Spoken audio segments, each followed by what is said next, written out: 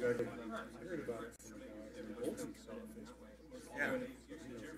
Are they in Salt Lake City proper? So he's talked to me. I don't know if I mean,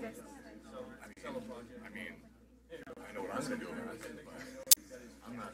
you're gonna ride on it. No, I'm not keen on those things. They're gross. I gotta tell you, it's pretty fun. I was in Denver a couple weeks ago. The ones that I worry about are Yeah. Oh yeah. so maybe it's a slippery snake. I'll have to tell you about so I had two experiences with Stockholm.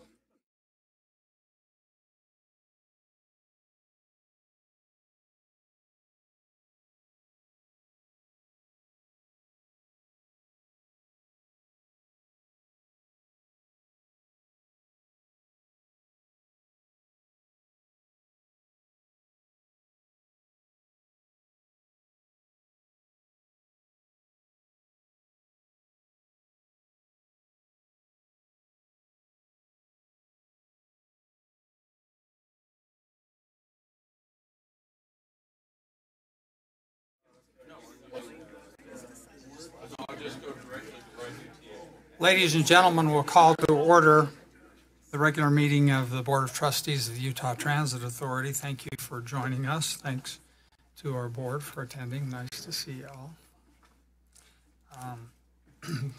Babs is modeling a new hat that rage, I guess. Anyway, thank you for the hat. First of all, let's do the Pledge of Allegiance, and then Sheldon Shaw will do the safety first minute. I pledge allegiance to the flag of the United States of America and to the republic for which it stands, one nation, under God, indivisible, with liberty and justice for all.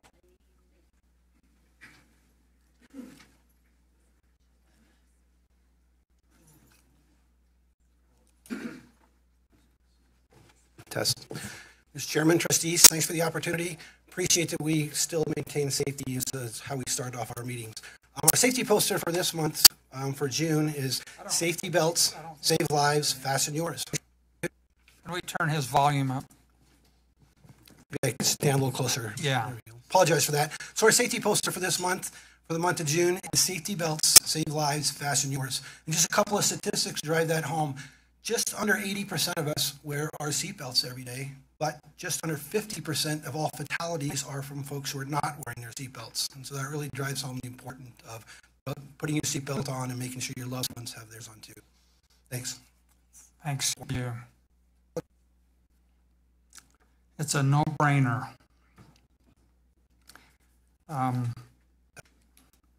We'll move now to the consent agenda, approval of the minutes from May 20, financial report and dashboard, Finance and Audit Committee approved contracts, change orders, and disbursements.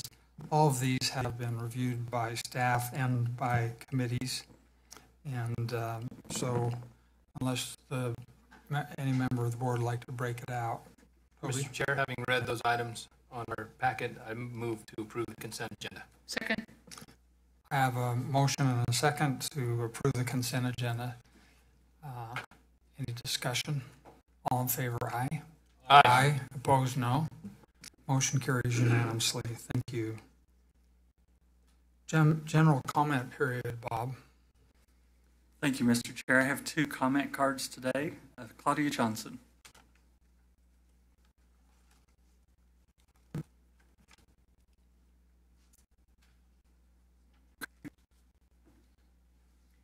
I told you you're going to get tired of seeing me. I want to acknowledge to the board and also to thank Matt and Laura time on Saturdays to come to a meeting for citizens regarding the UTA. They have come and brought information. They've been able to share valuable information with us, answered questions, been very honest and open. And we appreciate it, and I think it's important for the board to understand and know that these things are happening, and it's their time, and they may or may not be compensated, but it's their time on Saturday, and to me, Saturdays and Sundays are sacred. That's my time, whether I get paid or not, that's my time.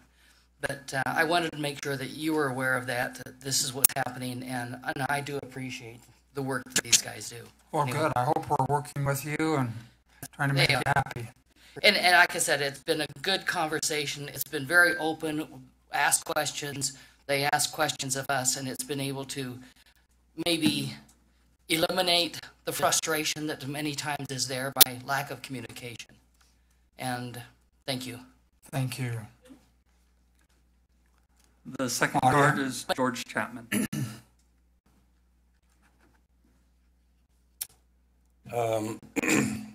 I've fought with just about every one of you up there for the last almost 10 years. Are you resigning?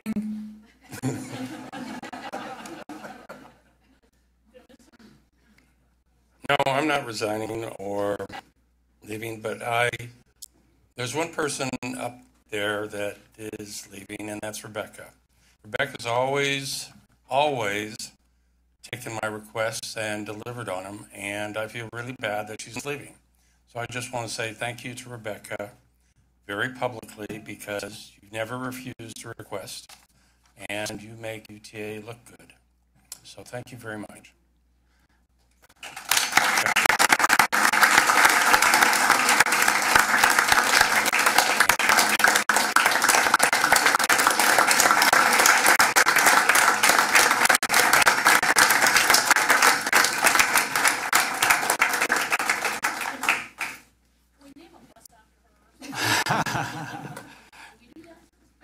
George, thank you. That was graciously done. We appreciate that sentiment, and I share it since day one.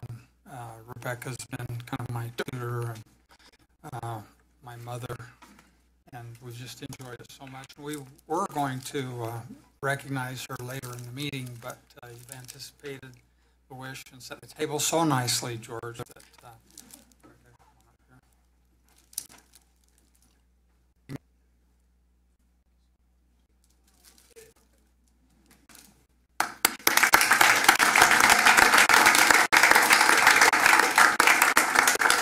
Mr. Chairman, I too would like to also say thanks to Rebecca. Even for my short time, she's been so helpful, so accommodating, and always super nice. And I really appreciate that. And I did stop and give you something. Got something for you. wow.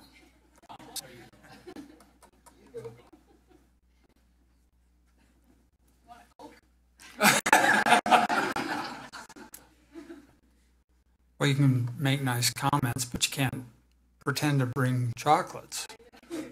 That's awesome. Anyway, Mr. Rebecca, Chair. you're held in the highest regard, and our loss is Weber State's gain. We wish you the best. Congratulations on your own graduation. Rebecca, I think it took a lot of courage and diligence, working full-time, went back to school, and just completed her degree at the University of Utah. And Weber State University has made her a nice offer, and I hope all things work out for you. Was there another comment? Yeah, I just wanted to share my comments.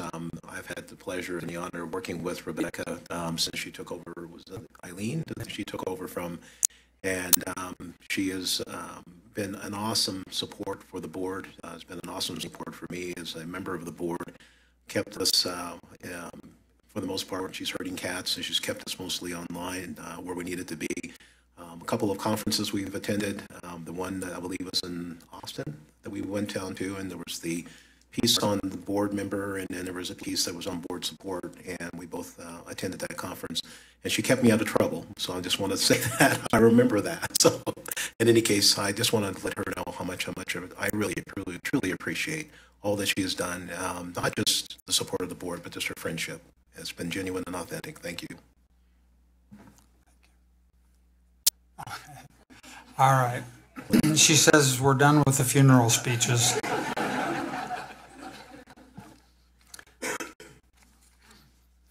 That completes our public comment period. So we're delighted, absolutely delighted to welcome two new trustees. And so we'll swear them in now. And then I'd like to ask each of you, after you're sworn in, to give us a little bit of your background and your connection with UTA. So Ladies first, let's go. Rebecca, you'll swear them in. You're going to do them jointly.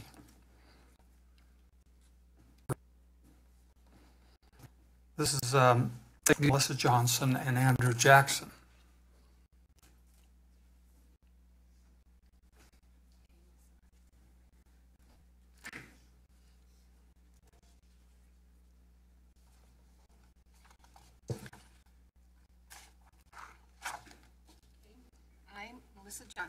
I, Melissa Johnson, do solemnly swear that I will support, obey, and defend do solemnly swear that I will support, obey, and defend the Constitution of the United States the Constitution of the United and States the Constitution of this state, and the Constitution of this state, and that I will discharge the duties of my office as trustee for the Utah Transit Authority with fidelity.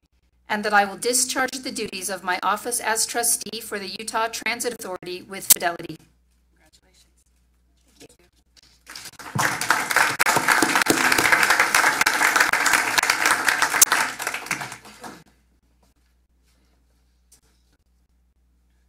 Okay, I, Andrew Jackson, I, Andrew Jackson, do solemnly swear that I will support, obey, and defend do solemnly swear that I will support, obey, and defend the Constitution of the United States the Constitution of the United States and the Constitution of this state, and the Constitution of this state, and that I will discharge the duties of my office and that I will discharge the duties of my as office trustee for the Utah Transit Authority with fidelity. as trustee of the Utah Transit Authority with fidelity. Perfect. Thank you so much.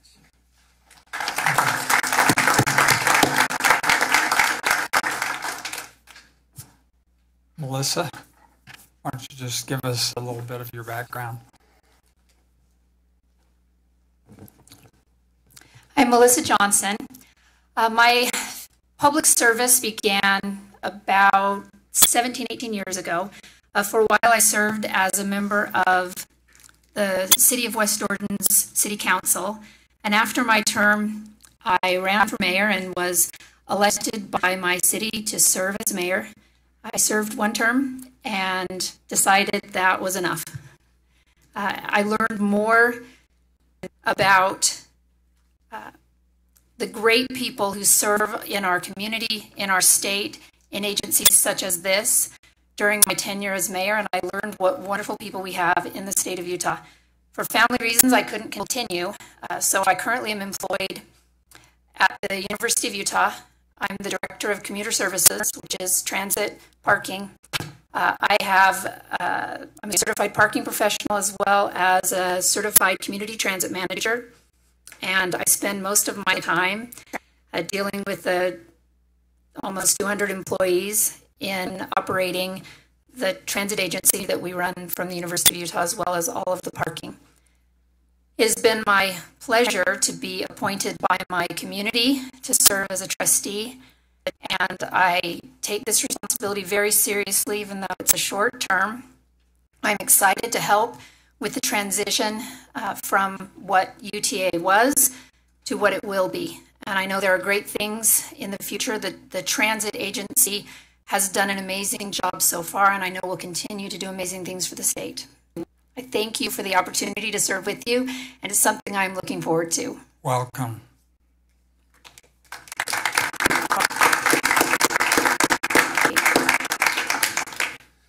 I am Andrew Jackson. I'm the Executive Director of Mountain Land Association of Governments, the MPO in Utah County, and as well as the Association of Governments there. And first, I'd like to apologize to Annette. Last month, she was 100% correct on the state code, and I was 100% wrong, and I stand corrected, and I appreciate her working with us to get the details worked out on the, getting the approvals for my trusteeship. I have a bachelor's and master's from BYU in geography with emphasis in city planning, as well as an additional master's from BYU in public administration. In addition to working at Mountain Land Association of Governments, I was a planner for the Regional Transportation Commission of Southern Nevada, the MPO, and the county, as well as when it took over as the Transit Authority in Las Vegas, and then worked for Linden City prior to coming to Mountain Land. I am a certified city planner and a certified transportation planner, and have spent a number of years working in the transportation and transportation planning field, as well as I was an adjunct professor at BYU for 19 years in the geography department and the public administration department. I spent a lot of time this last year working on the SB 136 with legislators. I know them well, and spent a lot of time going through all the nuances of that bill and working to get it approved. And I appreciate this opportunity to serve again, just to fill in for Chair Hall Everett, who did a great job and needed to resign. So I appreciate this time to work and fill that in, and hope that it's a very productive time and we can get a lot of things done. Thank you. Thank you, Andrew.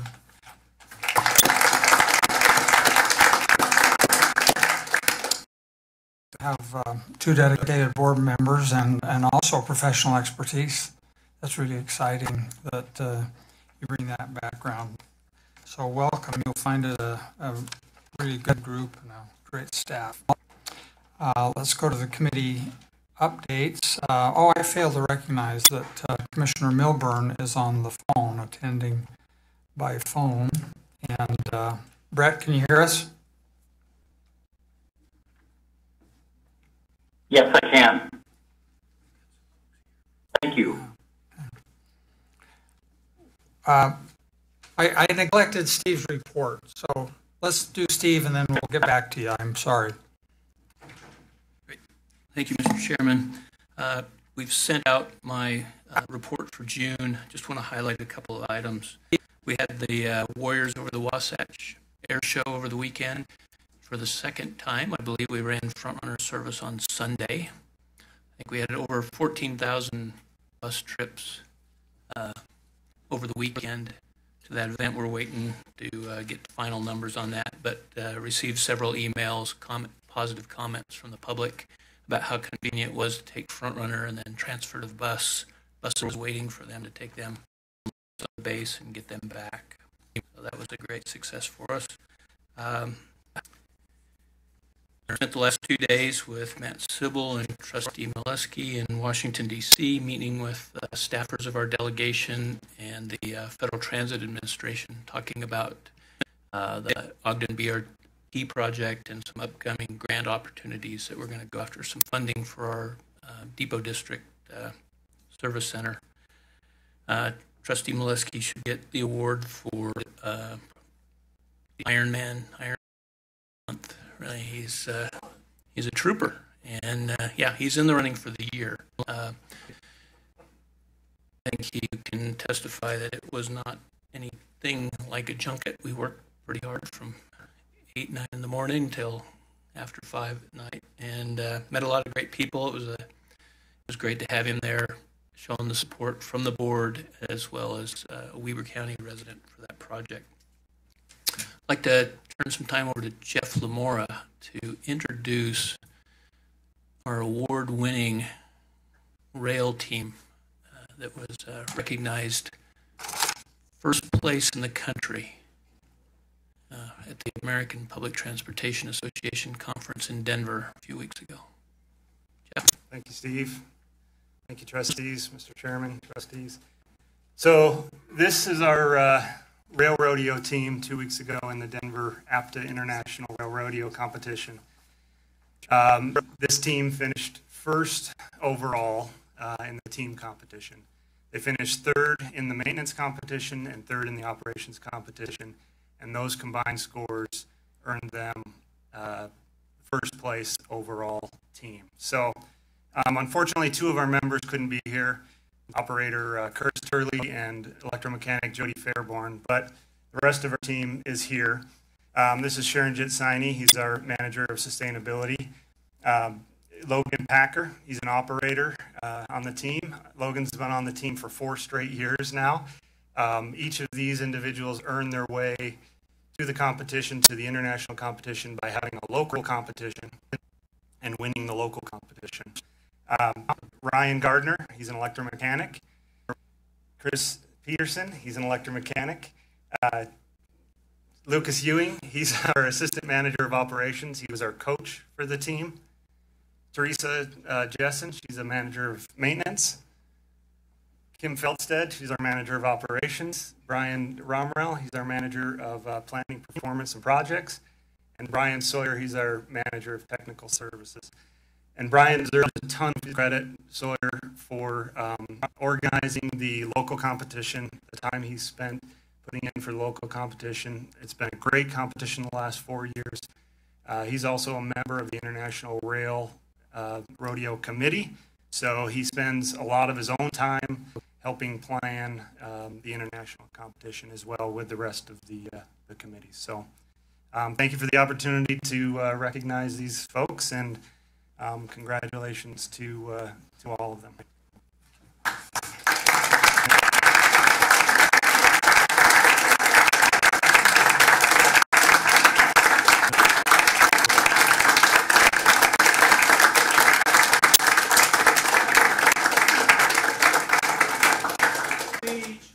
Well, I have a question, Mr. Chair. I would like to know what in the world does one do at a rodeo? Do you just drive buses around in circles really fast, or what is it you do? I'll let these guys explain what they do. Right. I can do it, but it won't be nearly as well as what these guys do. And I will mention that they, the rodeo rules require that they don't spend any company time, no paid time, practicing or studying. They put a lot of their own time into this, working together, helping each other out, and preparing for the rodeo. So there's a lot of time, just personal, on their own time spent. So they get to take a bus home to practice? Well, these are all rail, but yeah, they do spend a lot of their own time. So I'll let these guys explain. So I guess for the maintainer competition, there were 15 maintainer teams. East Japan was there. Toronto was there. So it's international, so it's all over the country and the world. So, and we had 13 events. Out of 5 of those events, we scored 100 points, which is a perfect score. And each event you have 15 minutes to accomplish the task that you're given, and it ranges anywhere from pneumatics to doors to couplers, and it's the vendors give you a challenge, and you meet that challenge in 15 minutes. So it's essentially how well we can maintain the vehicles. So they simulate all the vehicle systems, and then it's essentially simulating, you say you have a train comes in with an issue at night, basically how quickly you can get that repaired, how correctly, and how safely you can do it. So that's how it translate back to our. What do you do with different brands, Siemens? So the vendors came out, and they had IFA doors, Knorr brakes, ZF gearbox. So all the different vendors and manufacturers came out, and they set up their test benches and their simulations, and that's how we went through the troubleshooting. So we had all the different vehicle components. That's all set up by the vendors. Well, we're just so delighted that you have such pride in your work and that you're contributing that to our agency and our public. It's a wonderful thing, and we're very, very proud of you. Thank you so much. Thank you. Thank you.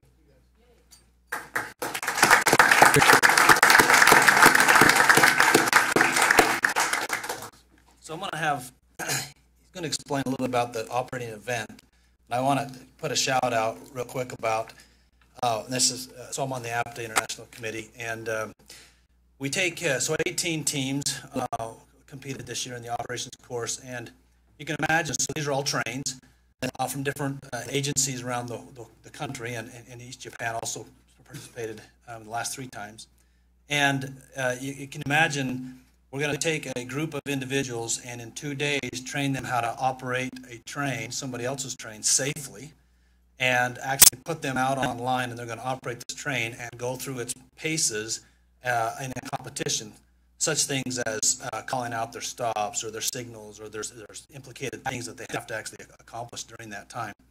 So in 2 days, you're going to learn somebody else's equipment and actually drive that train. And in 4 years, our team has taken first place. So the target's kind of on us now. The SEPTA and the rest of these agencies are, they don't talk to us afterwards when we win the first award anymore, but they do congratulate us. But I want you to explain a little bit about the operation courses. So the operation courses doesn't have as many events as maintenance. We actually only have 5 events, and one of those is just a uniform inspection, just how neatly we present ourselves. And ours is more hands-on, or theirs is very much theoretical. They just have to deal with all the equipment. We actually have to get into their trains and deal with their equipment as opposed to our own equipment. So we do the operating course, which is worth the most points. That's half our points right there. And then we also do a customer service portion where they give us several different scenarios where we have to try and deal with the difficult situation as best we can, as politely and professionally as we can. Oftentimes it's difficult passengers, or we have doors that are cut out, so we have to explain to the passengers why this door is out of service, and we have to move them off the train. Or it can be even things like a possible fire on the train or something like that. We have to do evacuations. We don't really know what the situations are necessarily going to be. They give us several possibilities, and then we just have to handle them as best we can. And then also do a vehicle inspection. In our own yards, we have to do vehicle inspections before we pull out of the yard, so we have to do one similar to theirs based on their standards of inspecting. And then the final one, tests, that's just based on their rule book and their SOPs. So we have to kind of take a brief course on their rules and their SOPs, and then try and apply that and score the best we can on their written tests. So let me just add in closing too, I just want to say thank you for your support and support of this team.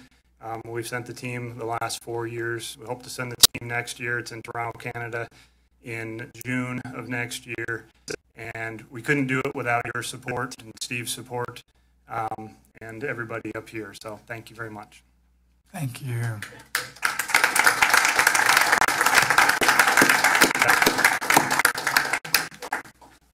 You guys don't have to sit through the rest of our meeting. Yeah.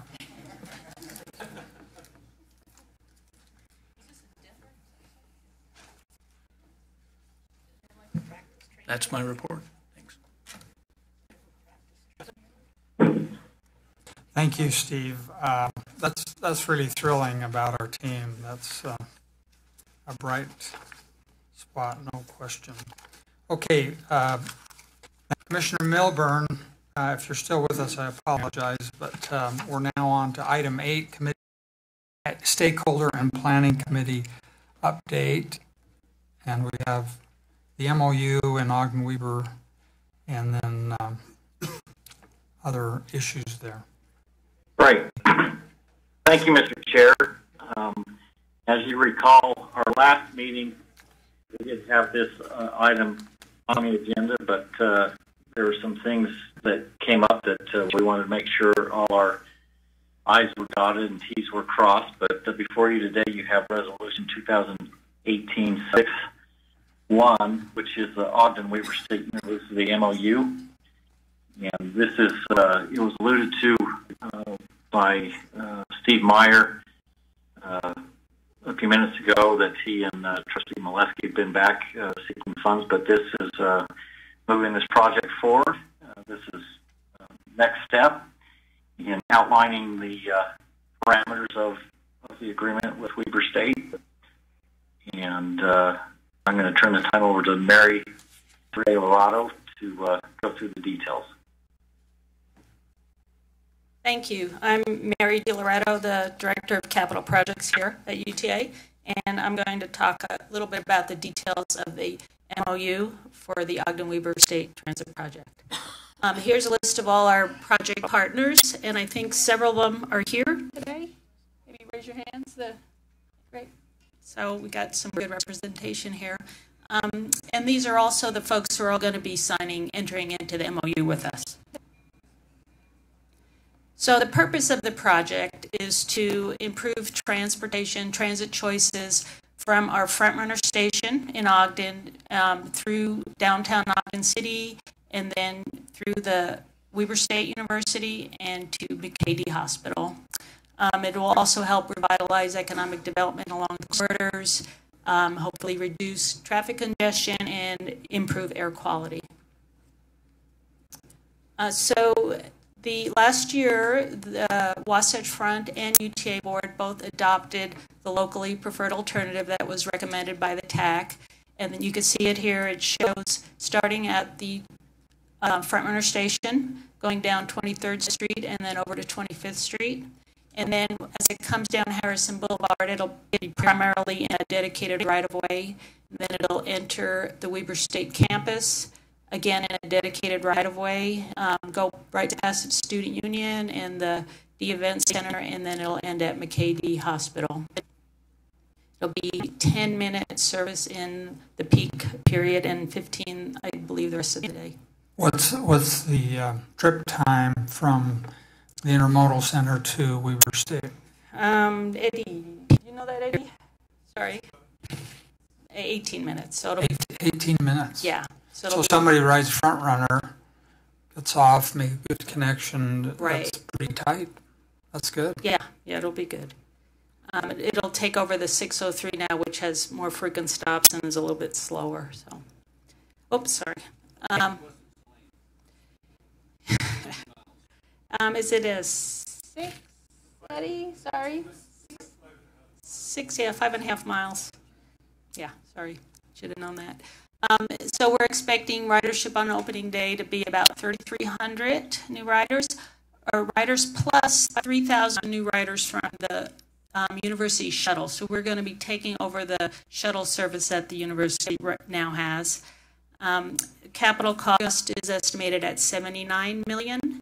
Annual operating and maintenance cost is 1.7, which 1 million we're already spending on existing bus routes, so it'll be an additional 700,000 for operation and maintenance for the line.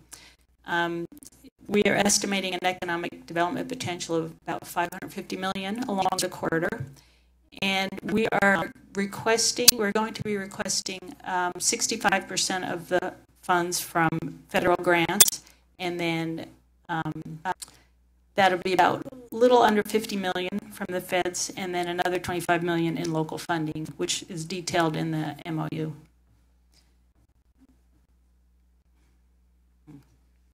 So what are we committing to in the MOU? We are identifying the funds that have previously been approved by you folks for our contribution.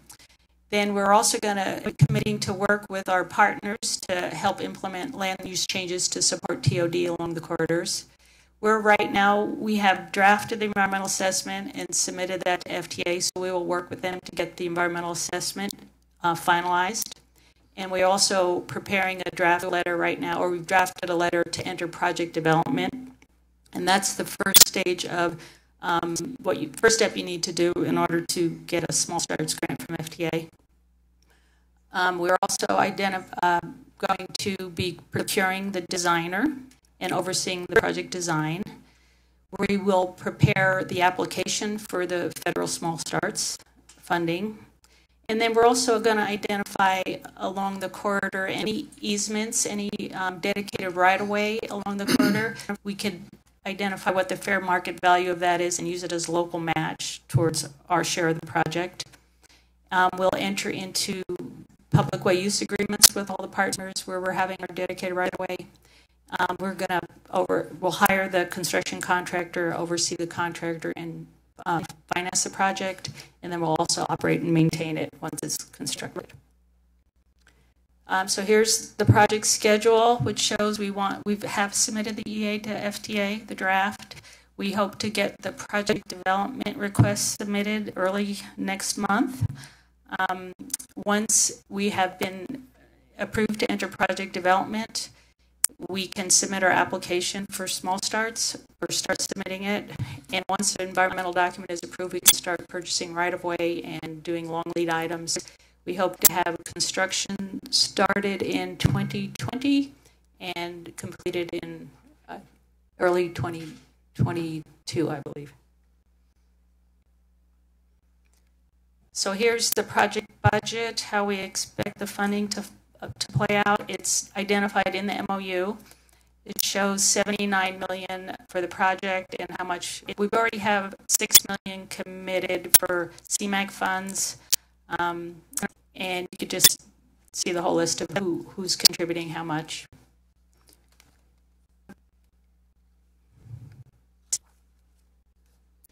Okay, the next steps, once this MOU is signed, we'll be able to submit our request to enter project development to the FTA. And then once the FTA has accepted that request, then we could submit our small starts application.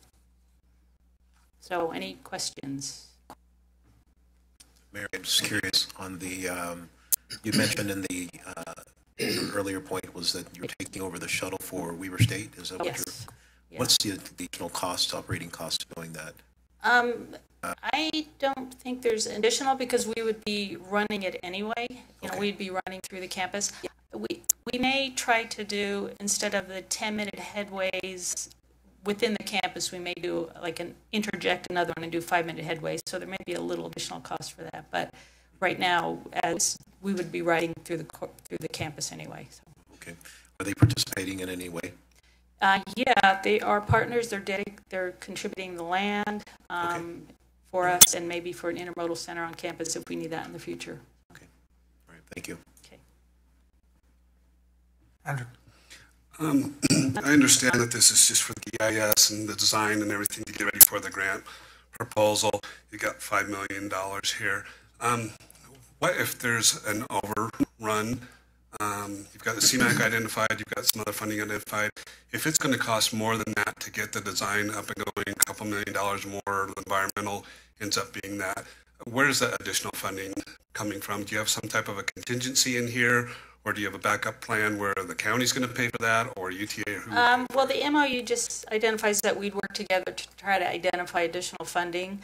There may be some more CMAQ opportunities that we'd go after, or maybe ask for a little additional in federal funds. So we would be committed to work together on identifying those. Okay, thank you. Perhaps.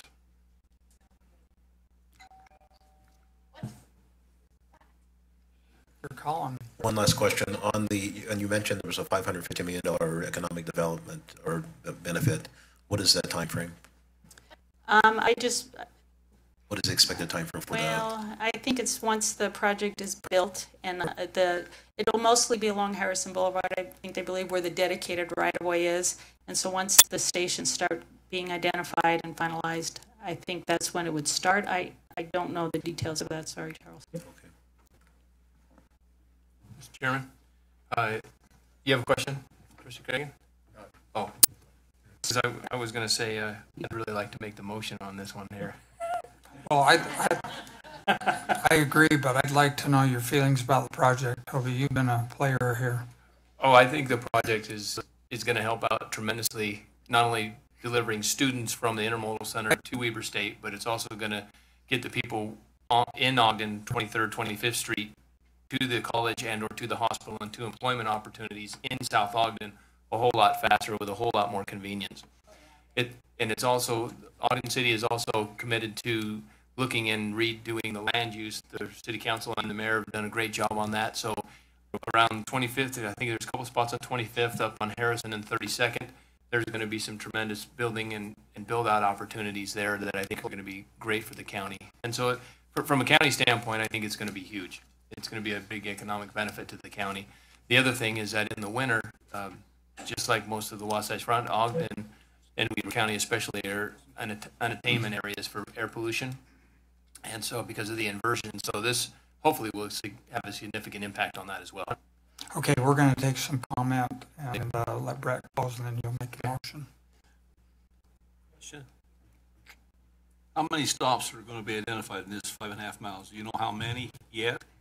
I believe it's 10. I'm sorry. Eddie, is it 10? 10 or 12. 10 or 12, yeah. Possibly even more if it gets real busy. I think that would add to the time, so I don't know that we want that's more. Why I'm asking for how many. Right. I don't know. Yeah, it's 10 or 12. Okay. Yeah, it is 12 stops, and it is a reduction from the consolidation of some stops from what's there on the local route now. Mm-hmm. So we just need to note with this project, we will have dedicated right-of-way projects effectively serving our three major population centers with BRT in Utah County, tracks here, and now bus rapid transit in Ogden, Weber. This is epical, I think. I think this really, Utah hasn't seen a BRT project. Well, we have a little bit of one in West Valley. Worth millions in recent construction. Really? Millions.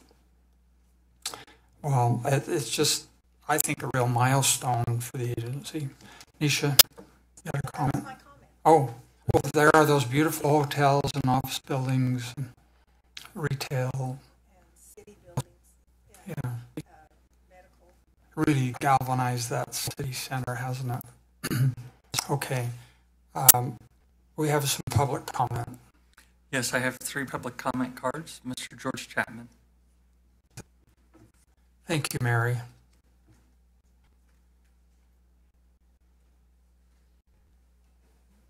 Okay, this is one of the issues that I have a problem with UTA about. It's not your fault, it's Ogden's fault. Ogden is putting a BRT to replace a very efficient, very effective, very popular bus route. Instead of 40 stops, where people only have to walk a block, you're now going to force them to walk 2 blocks with 12 stops. That's not going to increase mass transit ridership. And you're going to spend $79 million to do this. This doesn't make sense. I'm actually very, very familiar with Ogden and the mass transit system up there. I've used it. It works really well. But if you're going to try and put a dedicated right-of-way on Harrison Boulevard between 25th and 29th, where there's single-family homes, you're going to have a big fight. I've seen it before. Every time you try to put in a dedicated right-of-way where there's single-family homes, you will have a big fight. And that's what's going to happen. It's going to make UTA look bad, it's going to make Ogden look bad, and it's going to make mass transit look bad. My problem is the development along the corridor that you're trying to get is on single-family homes. You shouldn't be trying to redevelop single-family homes. You have no idea how important a home is to families. They will fight to the death to protect their neighborhood. And that's what you're going to end up fighting with. This is the Eccles Historic District. If you're going to try and redevelop that area, you're going to have the richest people in Ogden fighting against you. You should not sign this MOU. You should actually go back to Ogden and say, it should have gone on Washington Boulevard. That's where you want the infrastructure redeveloped. That's where you want development to go through the roof, not on single-family homes. I want to emphasize 603 gets to Weber State University in 17 minutes. You're saving 2 minutes for $79 million. That's not cost-effective, not cost-efficient, and you're actually hurting mass transit ridership. Thanks for listening.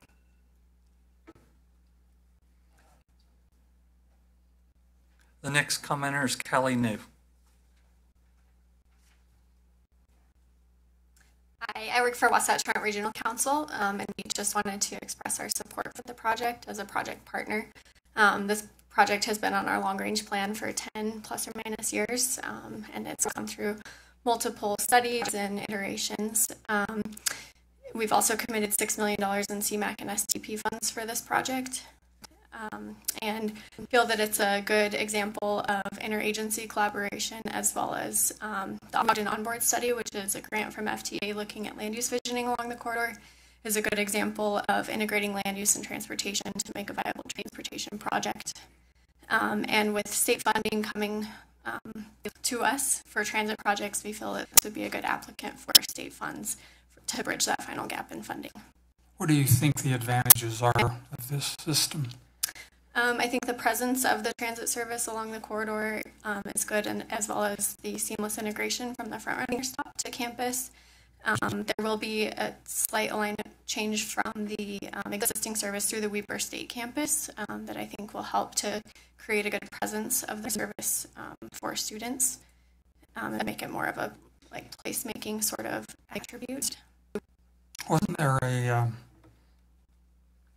a heated debate among the citizenry there about 30th Street and 25th Street and which alignment? I believe so. Unfortunately, it was before my tenure at WFRC, so I can't speak to it. Okay, great. Thank you so much. Thank you. Our next speaker is Glenn Symes.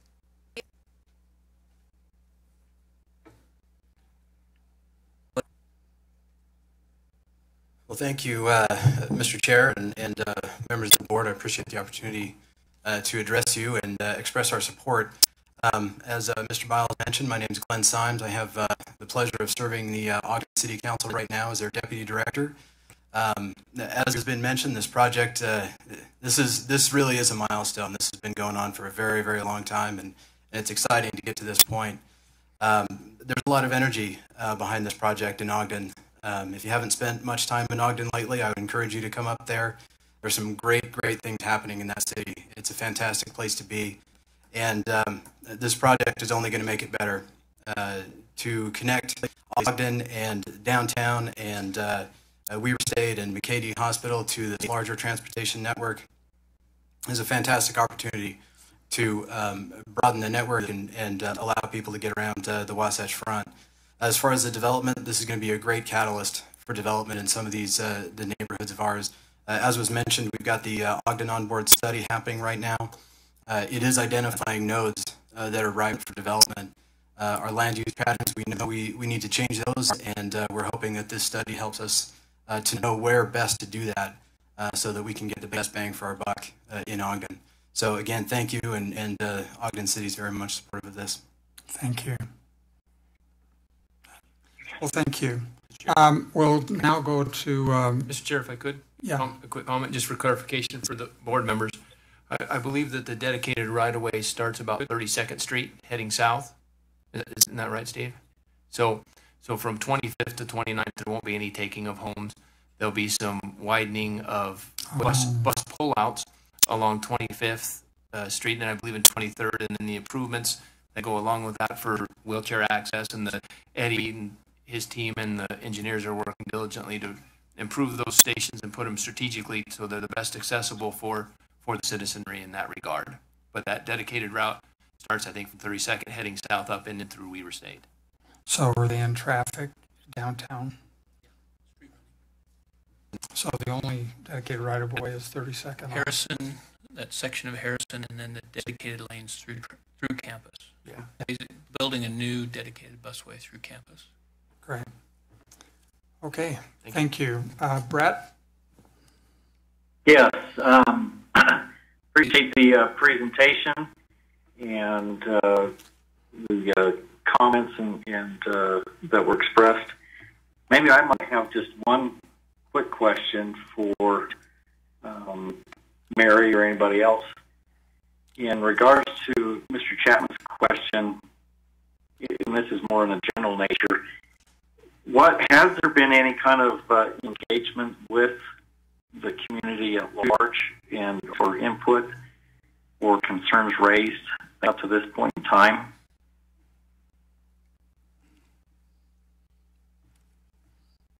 Hello, I'm Eddie Cummins, Regional General Manager of the Mount Ogden Business Unit. And to answer Trustee Milburn's question, yes, there's been a tremendous amount of outreach to the public. As been mentioned up here several times, this has been going on for 10 plus years. We've reached out, we've had multiple public hearings, open houses where we really got out and talked to the public.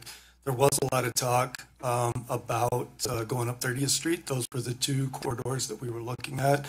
And when it come down to it, overwhelming choice was using 25th Street. But up to this point, we've done a tremendous amount of outreach. And the reason that you see the support that we have in the community today is because of all of that outreach. And so the people in the area in Weber County have really come together, rallied behind this route, and it's something that everybody's really looking forward to. Thank you, Eddie. Any other questions? Any other questions, Commissioner? No, and I just want to express kudos to everybody that's been involved. It has been a long process, and there have been times I'm aware of that maybe folks had maybe wide differences of opinion and whatnot, but it's exciting to see that everybody's come together and have found a good resolution and excited for the project. So with that, Mr. Chair, I'll turn it back to you. Thank you. Commissioner McCollum. Eddie, just one question that occurs to me. We're having inclement weather in Utah. Now, for snow removal, is there special needs for snow removal for BRT, and how and who will be responsible for that? Yeah, so we'll be working with the university on snow removal through that area, through campus, and then obviously with UDOT on our dedicated lane on Harrison Boulevard. One of the things that we've actually been kicking around and talking about is potentially putting our snow chains like we run on our ski buses on our BRT buses, because one of the challenges that we have at Weber State as we go up 36th Street and up around the corner up there onto Eccleston, if we get a lot of snow, we go into snow routing, we're not able to serve that area.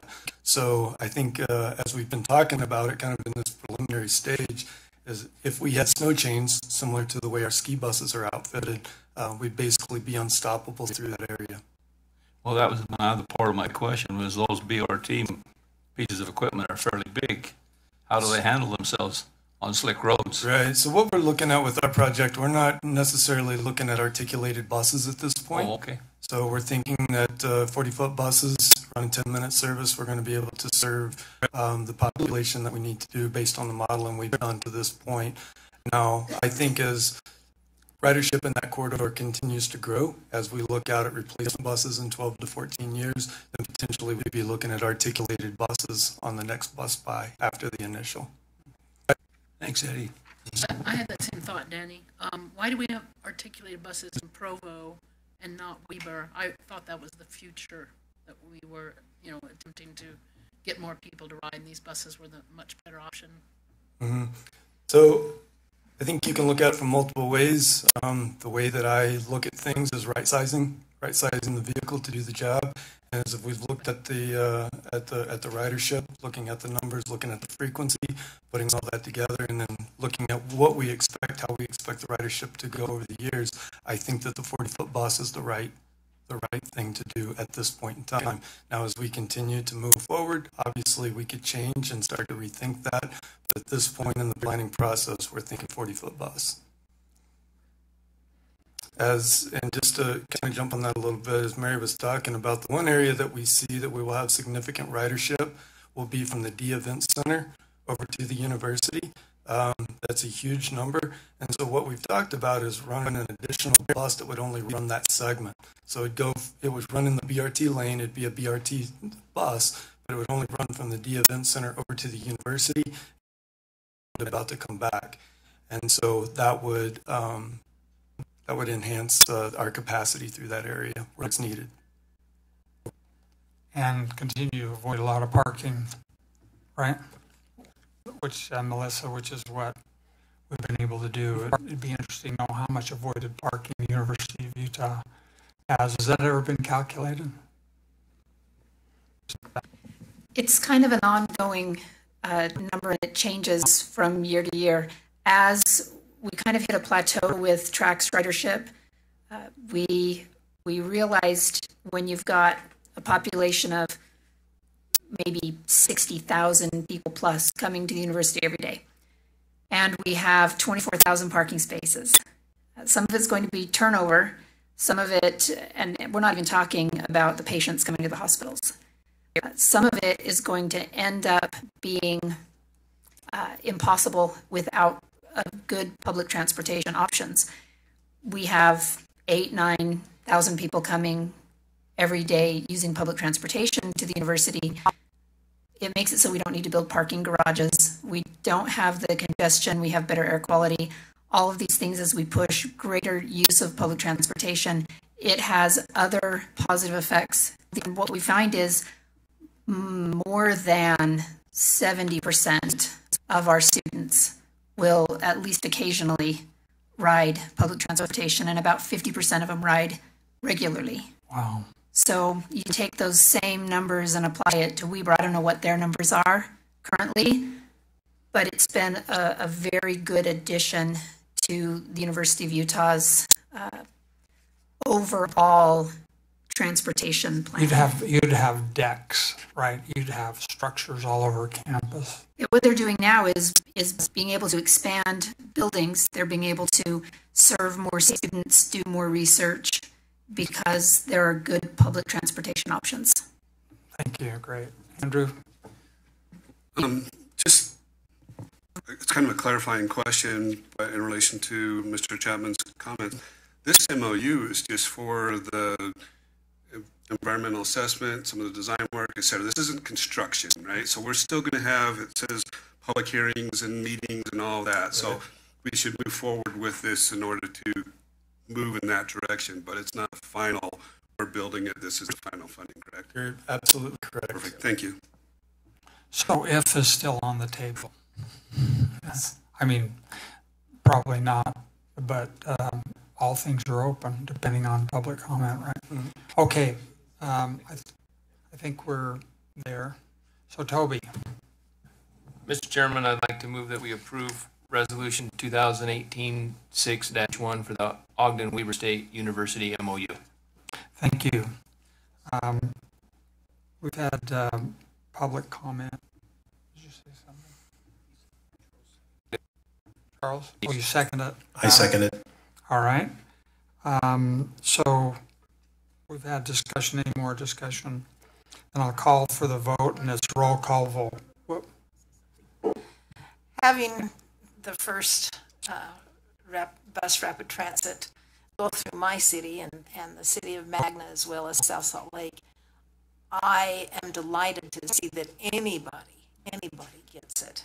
Because as I told you, millions of dollars are now being spent along that route to cause development to flourish medically, commercially, and in addition to, as I said, governmental entities. And that would not have happened had there not been somebody with a vision, and then the board approved that vision. And I'm so glad that you got to make the nomination or the motion as I did when West Valleys happened, because we work very hard as a board to make good things happen. We work very hard as an agency to make the best possible things happen. And this is one of those best possible things, and I am grateful that we get to vote for it today. Thank you. Okay, we'll call for a roll call vote. Trustee Christensen? Yes. Cragen? Aye. Delay? Aye. And point of order, please use your microphones. Aye. Thank you. Trustee Henderson? Aye. Trustee Jackson? Aye. Trustee Johnson? Yes. Trustee McConkey? Yes. Trustee Molesky? Yes. Trustee Milburn? Aye. And Chair Bell? Aye. Thank you. It is unanimous. Yay, Frog Town. Thank you. Thank you. Motion carries unanimously. Thank you, Eddie. Thank you, Mary. Okay, our Finance and Audit Committee update. Trustee Acerson is the chair of that committee. He's not able to join us today. He's out of town, but has recommended these items go forward, and they'll be presented by Bart Simmons, our counsel, Tiger Capital Project Authority.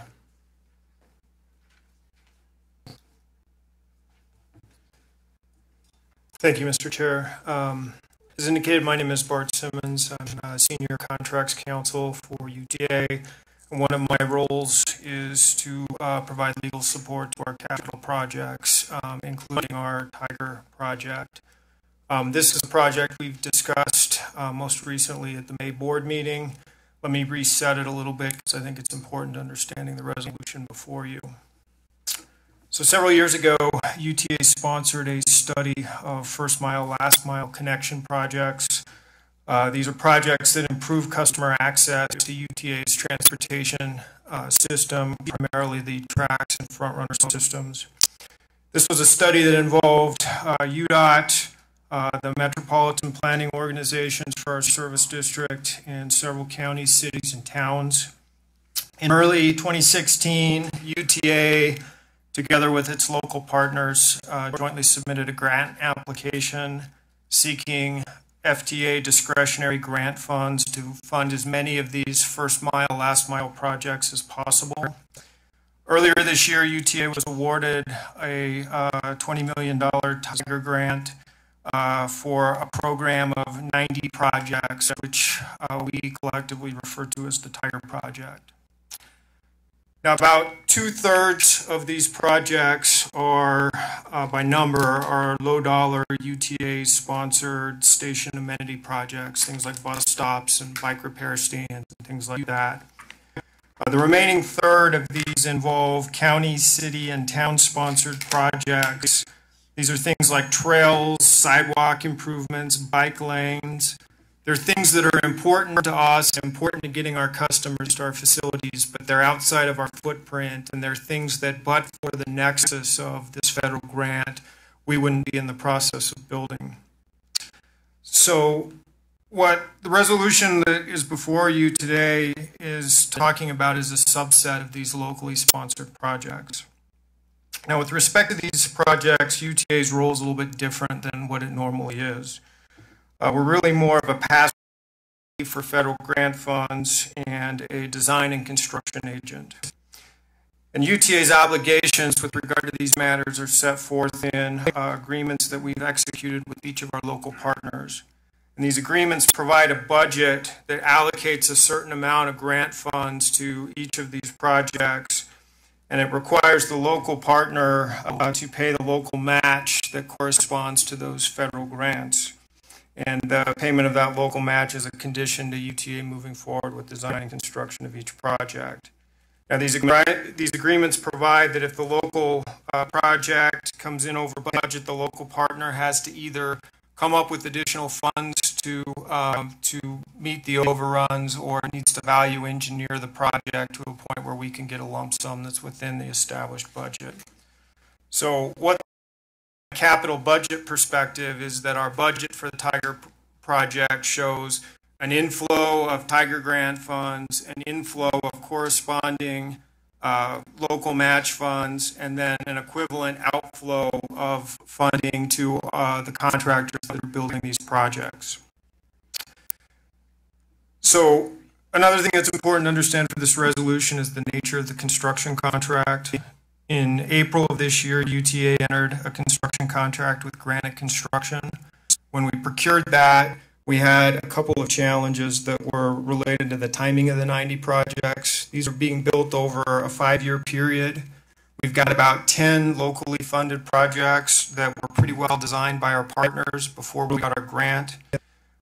These projects are ready to go, and they're being driven by safety, development, other issues that have our local partners wanting to get these projects built ASAP. We have a number of other projects for which there's very little design, for which the funding is programmed for outlying years, or for which there's other reasons why we're not in a position to move a contractor forward at this point. So to address this timing challenge, when we procured this contract, we utilized a project delivery method that we refer to as construction manager general contractor construction contract, something we refer to as a CMGC. When you do CMGC, what you do is you go through a competitive process where you select your contractor based in part upon a fee that they propose for the pre-construction services. And then you also get competitively procured overhead and profit rates and contractor markup rates. You enter into a contract with your contractor to perform the pre-construction services. They do value engineering, design reviews, constructability analysis. And then as the design proceeds, you sit down with your contractor and you do an open book cost estimating of what's it going to take to build this project. You go through their subcontractor packages, you really get into the workings of how they price things. And then you agree on what the cost is and you apply the markups that the contractors competitively procured. And you do this through amendments to your contract. Now, we've used this process to great success in the past with some of our large capital construction projects. What's a little different here is we have 90 projects as opposed to one project, and they have different design horizons and different construction deadlines. And with respect to a few of these projects, there's about 10, they've got, we're trying to get the contractor authorized to proceed with construction as quickly as possible to meet the commitments that we've made to our local partners. So this is going to require us to do amendments in increments some of which are going to occur over the next couple of months. So that's what brings us to the resolution. You want to jump a couple of slides ahead? Oh, sorry, I didn't realize I had the power here.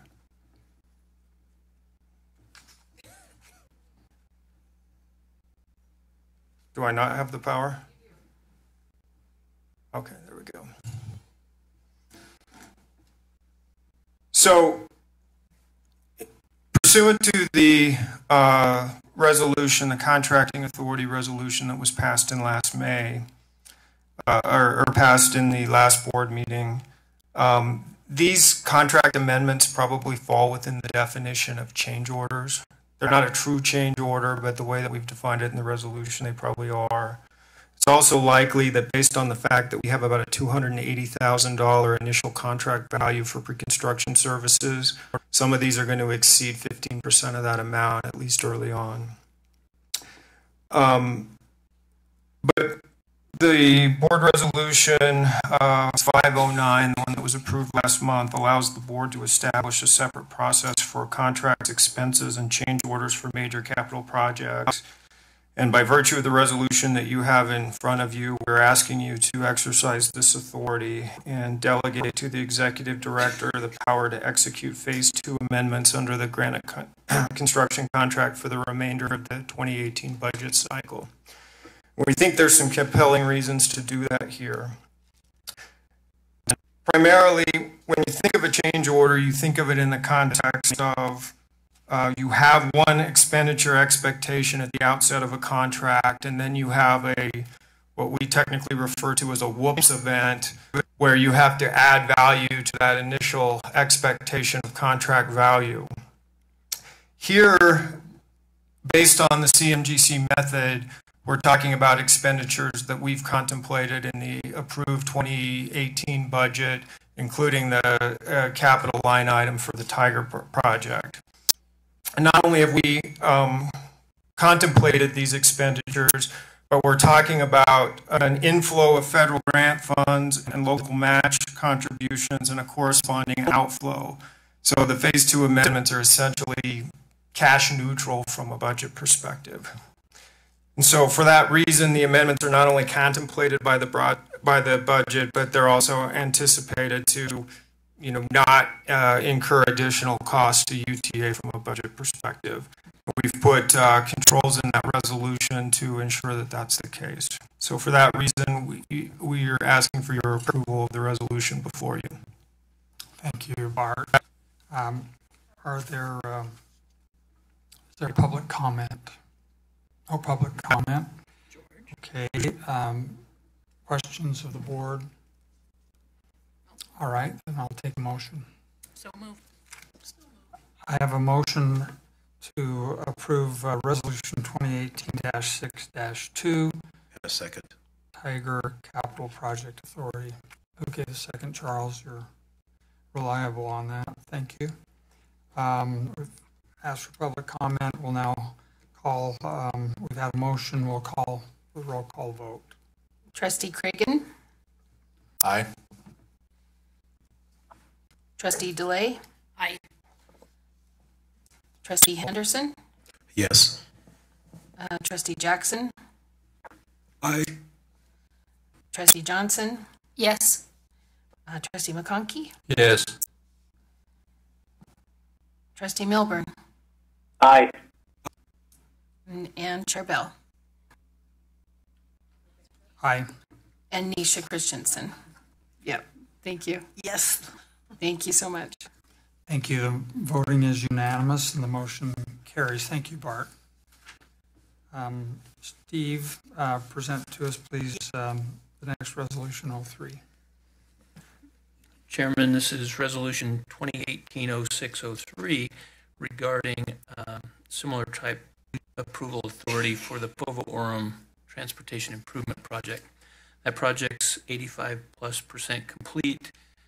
We're in this time where we are finalizing construction on that project, and the situation there is similar to the Tiger, pretty fast-moving project and working within the existing budget as approved by UTA Board in last December. So especially during this time in August, where we're not going to have any board meeting to grant authority to the executive director to execute these change orders. In addition, we do have the executive committee for the project made up of representatives of UTA, UDOT,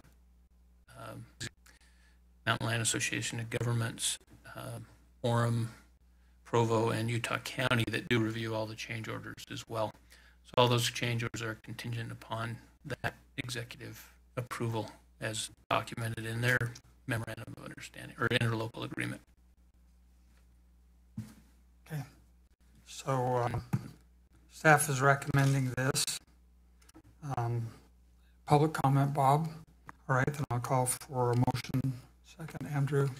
I will make the motion for approval. Thank you. Second, Nisha. Roll call vote. Trustee DeLay. Aye.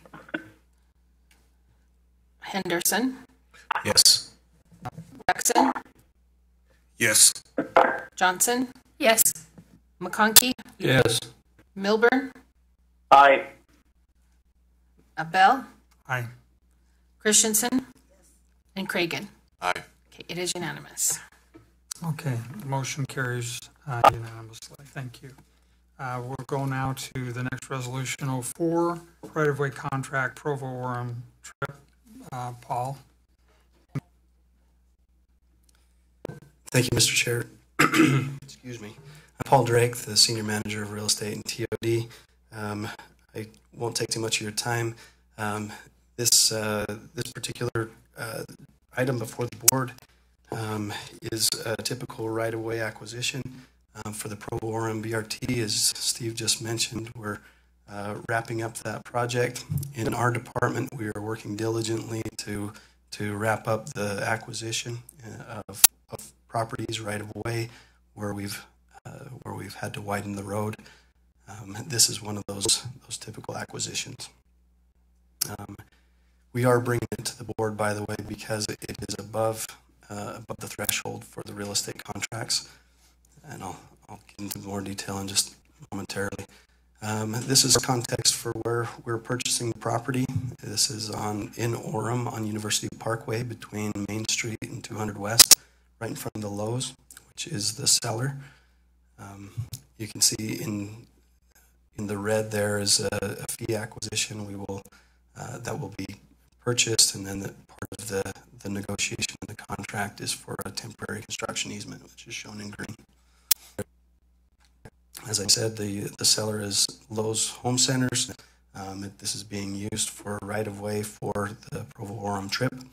The acquisition is just under a half an acre, and then the construction easement is just over an acre. UTA had the property and the impacts appraised that came in at $530,600 or $20 per square foot. The seller accepted our appraisal, and so that's where our contract is.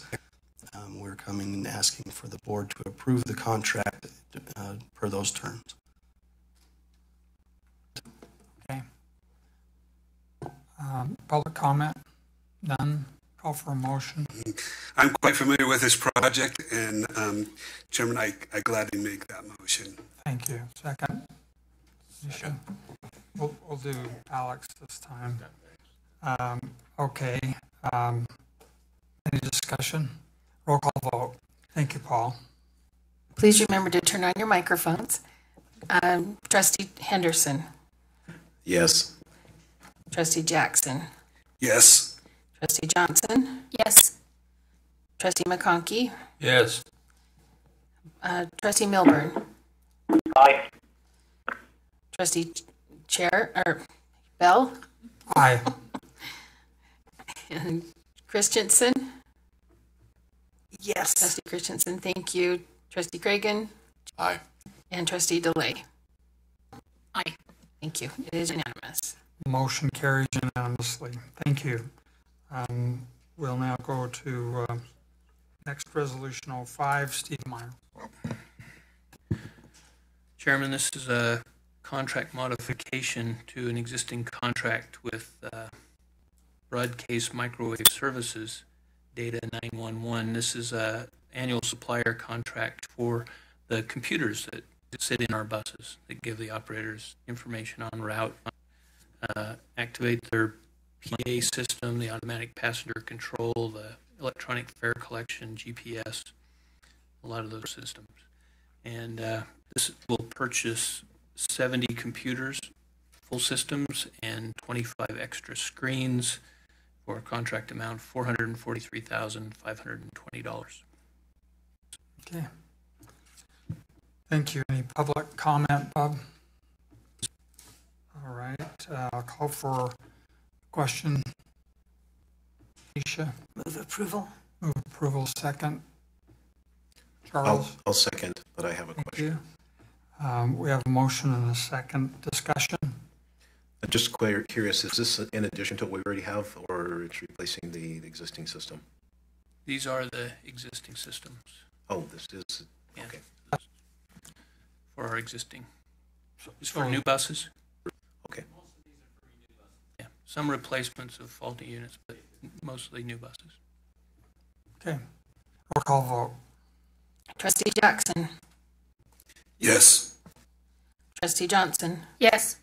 Trustee McConkey. Trustee Milburn. Aye. Chair Bell. Aye. Trustee Christensen. Yes. Trustee Cragen. Yes. Thank you. Trustee Cragen. Yes. Trustee DeLay. Aye. And Trustee Henderson. Yes. Thank you.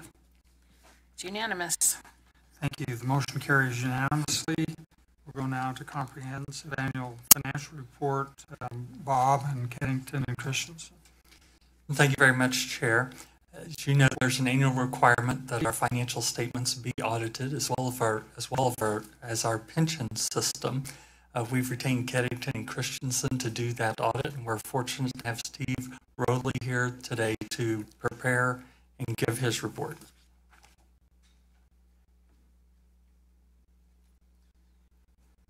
Hey, Mr. Chair, members of the board, like you mentioned, my name is Stephen Rowley, and I was the lead engagement partner over the audit for the financial statements for Utah Transit Authority as of December 31st, 2017.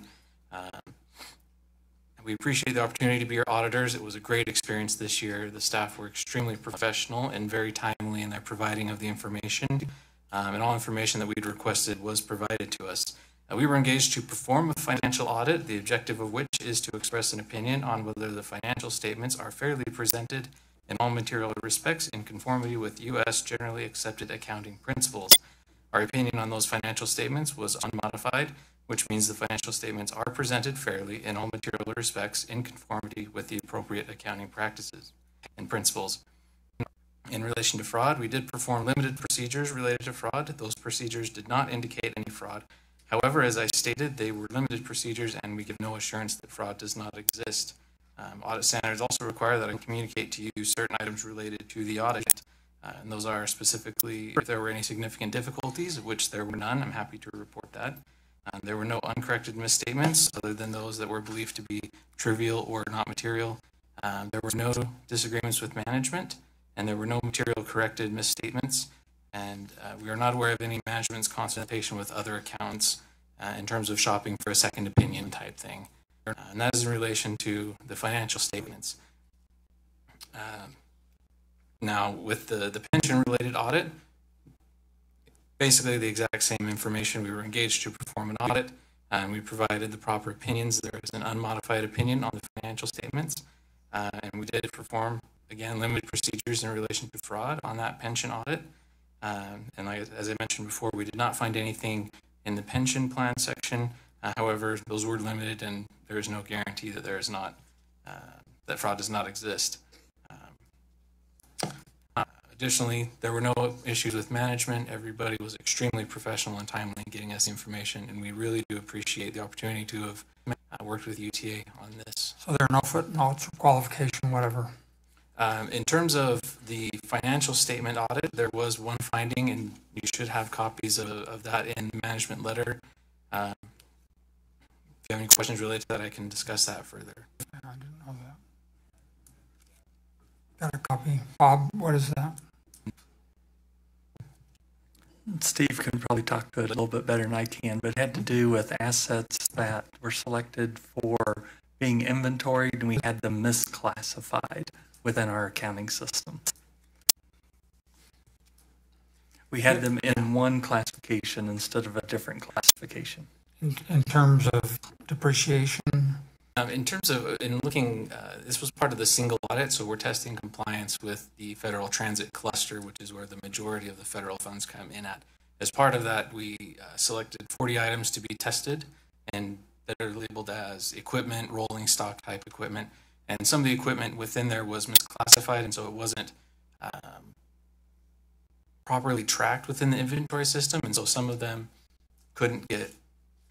weren't discovered and things like that, to an extent where it did result in a finding, and it is on, I believe, page 101.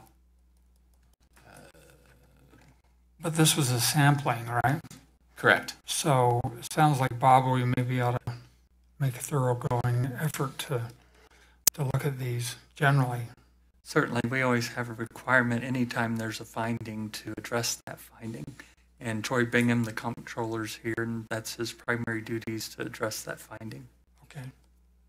Yeah, they have provided a corrective action plan that should be taken care of within this calendar year, 2018, with more inventories and truing up those records. So, thank you. Anything else? Nope, that is my report, unless there's any further questions. Okay. Why don't we hear from our controller? Nothing much to add. Just wanted to clarify on the finding that we were not able to fix it this year, but we are focusing on getting a better inventory of our infrastructure related assets that we have out there that are grant funded. So we plan on having that corrected by hopefully September of this year. So generally, not just correct. We did a sample. rolling stock inventory in 2017, but that took care of only about 20% of our overall assets. The 80% of our assets that have not been inventoried, we're taking care of this year. Super. Any questions? Thank you much. Okay, that's a report. No need for a motion.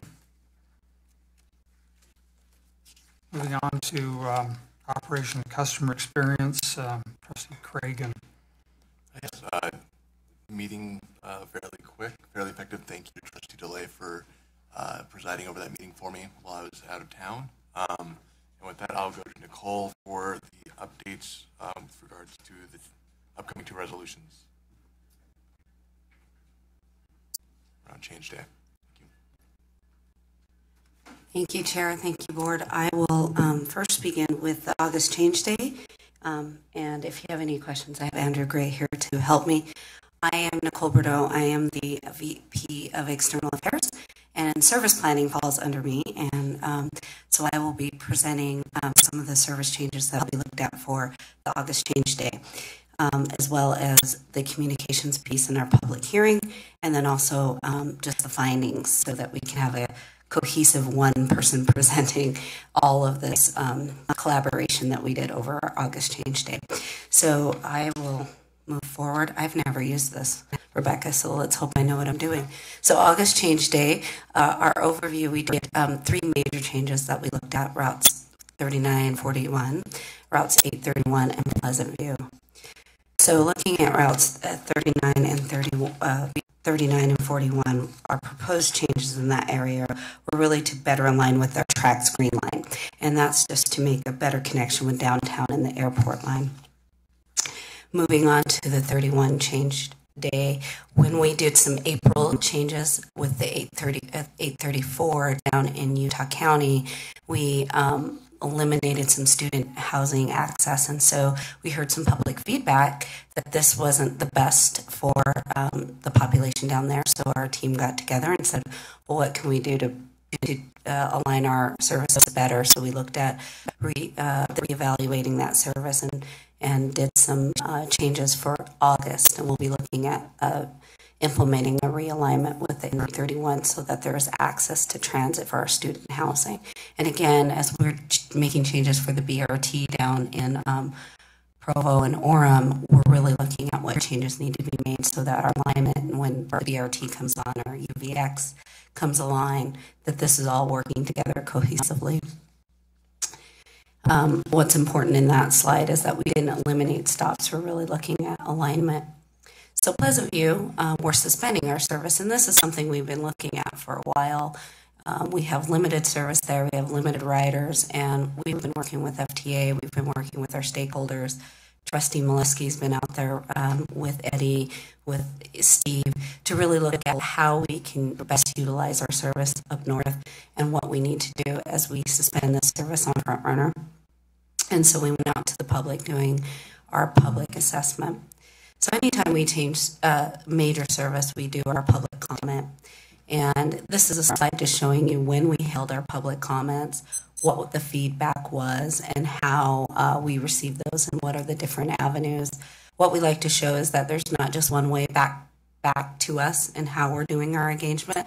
There's more than one, because it's really hard to communicate with the public the changes that we make.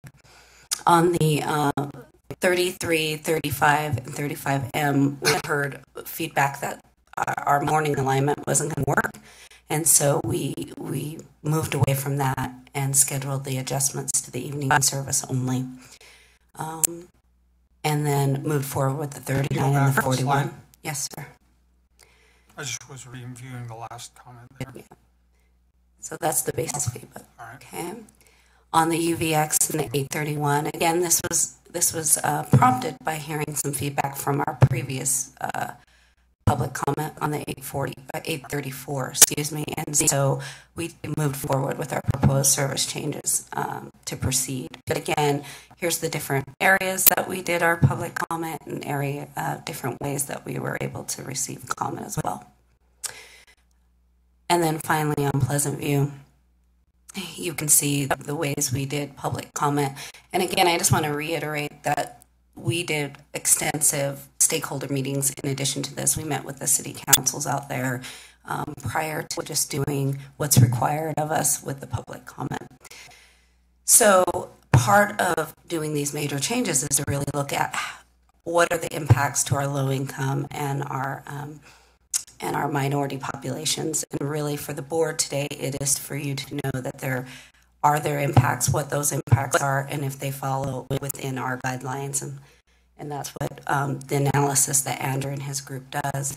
And the previous committee has gotten the full deeper dive, but for you to know that our change day today has no desperate impacts on any of those populations. And in some instances on the 39 and 41, it was improved service. So that's what the board needs to know. And what's the one seat? It was, quote, maintain one seat ability. One seat ability. I have to ask you, what is it? Is it?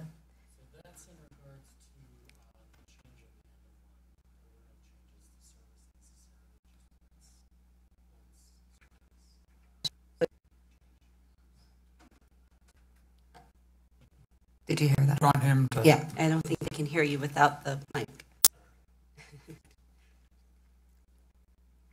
Tell us. One seat, he's saying. My name is Andrew Gray with the Civil Rights Department. The one seat change is in reference to the only change that's made is how the 39 and the 41 interact. So the end of line where it holds has just been moved. And so you can remain in your seat through the entire route. The only change that actually takes place is where the numbers switch. And that's so it better interacts with the green line on tracks. Meaning you don't have to transfer? Right. So just the number changes. Okay. Then my question is, the end of the line used to be in front of Hunter High, and it's not going to be there anymore? Where is it going to be? You can see the line. Let me show you. I know, but I can see it, but I'm not. Is it just the change of number, or is there an actual change of the actual line? Yeah. No. Eric will have to speak to that specific line number. So that's what, there's so many people that go into this. So Eric is our service planning manager, so he's over these details. Go ahead, Eric. Hello. In answer to that question, the western end of the line for Route 41 is not changing. Okay. It will still be in the same location. The eastern end of the line will be moved from Mill Creek Station to West Valley Central Station. And what's the final decision on Pleasant View? The final decision is it is suspended. and we will be looking at other ways to mitigate that moving forward. And we have a plan that Eddie's been working on with bus service that mitigates those services, and there's no impact on that side because it doesn't impact those populations that we would be looking at so directly. Why isn't it being used? It's too long of a trip. There's several reasons, but yeah, so it's a lack of frequency of service. UP, as we were designing, actually constructing the project, they had a landslide on the Oregon coast, which rerouted trains down this corridor to get them east.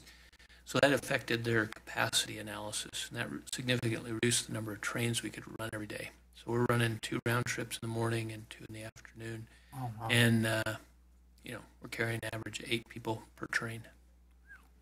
Got it. Not a cost-effective service. Yeah. So we're looking, we have some routes that run down 89 or down 2700 west to the freeway that have about the same travel time. So we do have alternatives for the public to take those, and we're going to time those.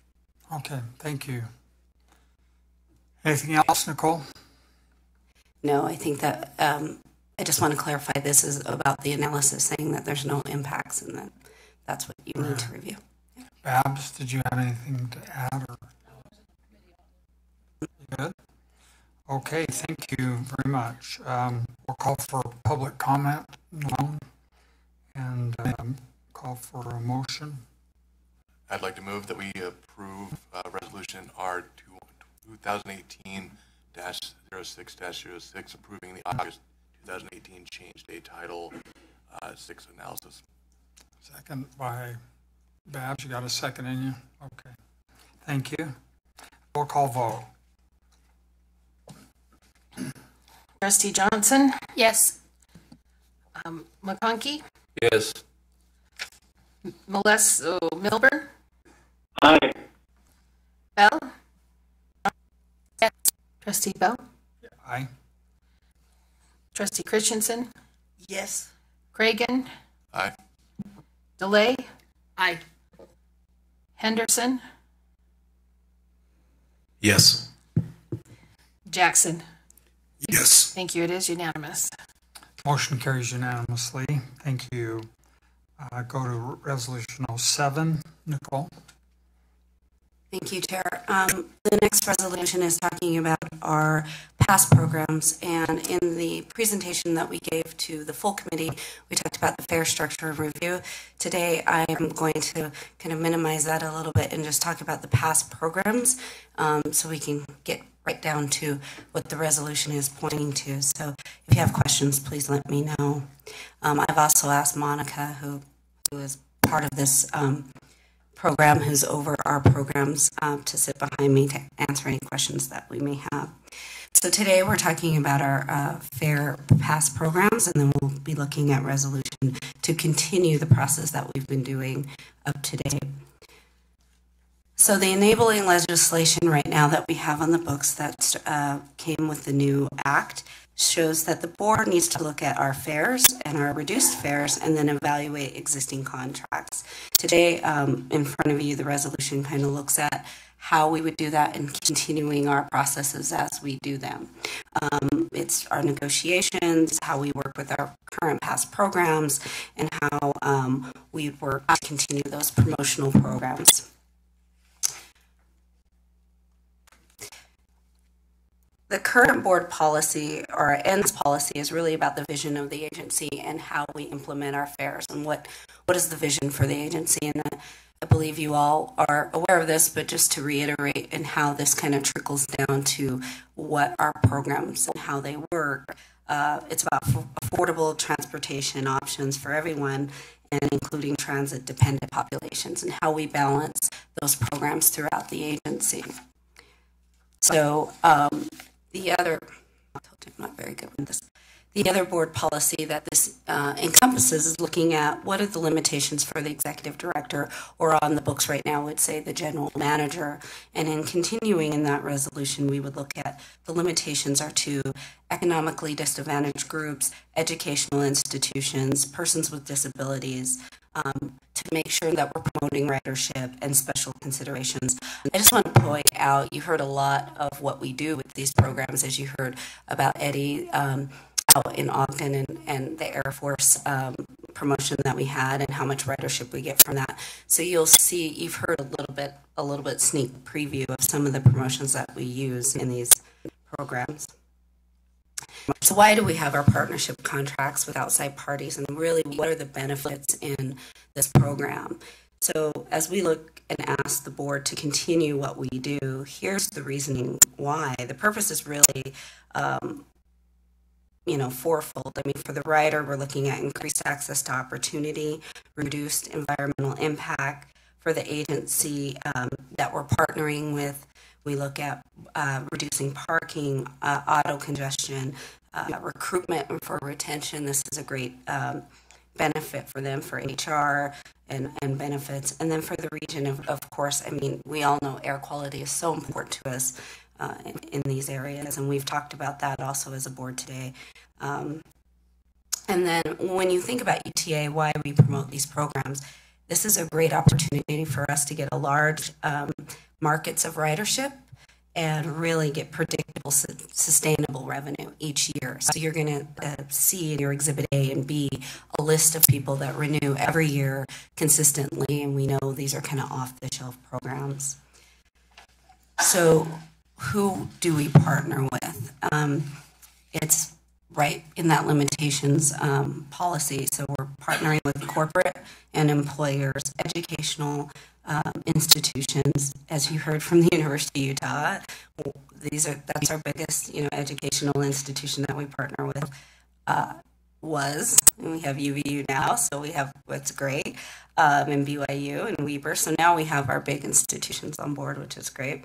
Homeless service providers, local municipalities. Salt Lake City has a high program that we work with. And then we have promotionals, like we talked about with the air show, and event ticket as fare. So these are kind of some of the programs that we're talking about, either contracted or promotional. So in Exhibit A, what we're asking the board today, you'll see these kind of columns, but we're really asking the board to say, we can continue our program as it is within the parameters that we have in this pricing. And this is to continue off the shelf what we've had over the last, I'd have to ask Monica, I think a few years, where people re-elect every year to participate in our. And Exhibit A is giving you an example of what the name of the programs are, the types of media that they purchase, and then that pricing is within what the parameters we're asking you to renew. The anticipated 2018 renewals is to give you an idea of what we think we would be getting as a minimum. We'd hope that we could get more. And then examples of the companies that we work with. Just to give you an idea, the majority of these renewals are under $200,000. Just to give you an idea, this is the kind of money that we would be giving in revenue. And then there's a handful that are maybe over $500,000.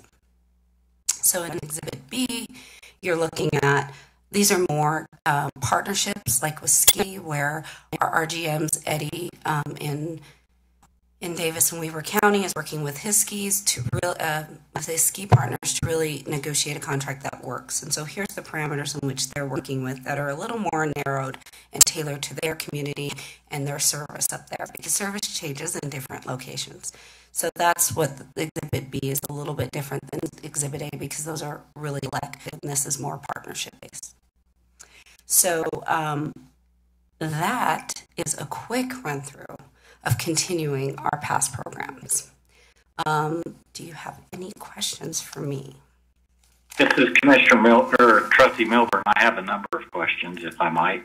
Yes, sir.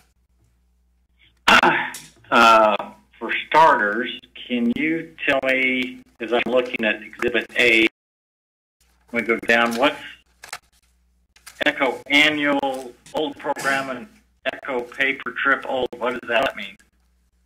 Echo Annual. So the Echo Annual and the Echo Old. So we moved, we had the Echo Annual that we had moved some people over, and as their contract expires, we are looking to allow them to join any of those ECHO programs that fit them best. So the old program is what exists now, and they had till this year to find a new program that fits them best on that list. So is there a cost difference, or what's the difference and why the change? And so come next year or next renewal period, those particular programs, they'll be gone? The ECHO old would be gone, yes. It was a cost difference, and it was to move them to something that was more consistent with the other programs that we had. They had just asked a year, I think it was about a year and a half ago, to be moved, to have this time to look at different ways and different programs to participate in, yes. Can I make a comment on that? Yes. This is Trustee Jackson. We are on the ECHO pay per trip old, and we're hoping to continue that on. What we have is our employee identification card at Mountain Land is also a transit pass. But because of our funding sources, which are mainly federal funding and other sources, we have to account for every penny that's spent. So we can't do an annual pass at a huge amount and just give those away to employees and not show that we get a service for the money that's expended. So we have to maintain that pay per trip. So it's a little bit higher cost per trip, but then we're on actual usage that then we can report back to those funding sources that we have. And so we're hoping to continue that pay per trip. So is that the old program? That's the old program, yes. And so we pay for an actual usage on the trip, but we have to have that for our reporting. But you want that to continue? Yes. You don't want that to be old? No, we want that to be an option. Just because it's how our accounting system is, we can't do just pay for an annual pass for our employees. It's not possible. So as it stands on here, it would still be able to be listed. So it could still exist. Got it. Brett? Yes. Do you have any more questions? Yeah, I do. Kind of a broader question. So when we talk about these all being annual contracts, why do we do them, once a year? Have we ever considered doing multi-year contracts? Seems to me like that's a lot of time and effort. You spend all your time working on one and you get it signed and then you turn around and do it again. Is there any value to both parties to do multi-year contracts? We did a 10-year deal with BYU, was it? Right. Or UVU. We have several that we do multi-year with, depending on their agreements. Some of these are just annual renewals where they can get on and renew. So the answer is yes. I think we can look to do that, expand it.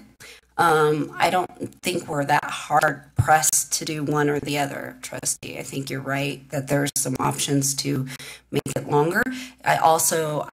We'd probably want to do a deeper dive on where that benefits both organizations when you're counting employee changes and things like that. But yes, I agree with you. I think there's some opportunity. Yes.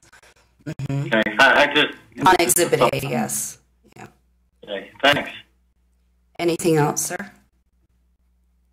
I'm good. I have a question. Is there any movement toward creating parity?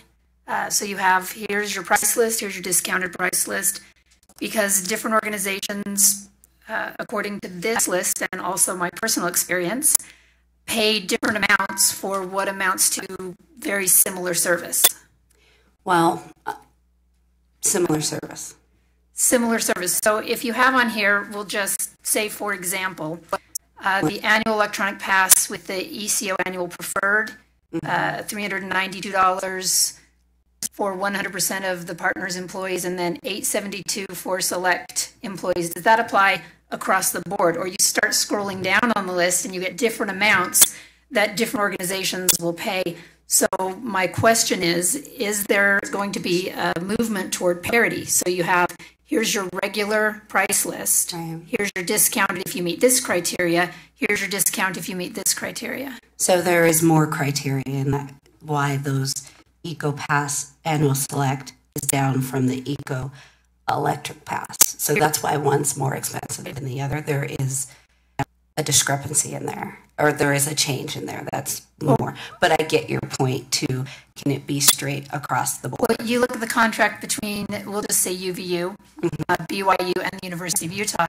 There's not, it's not the same. And I'm not suggesting that it should be the same, but that there is a specific criteria that you meet in order to get a certain price. So there is some criteria in there. We can talk about that. There is some detail in how much service is provided to the University of Utah versus UVU and BYU. But it's probably not detailed out in those contracts that you've seen.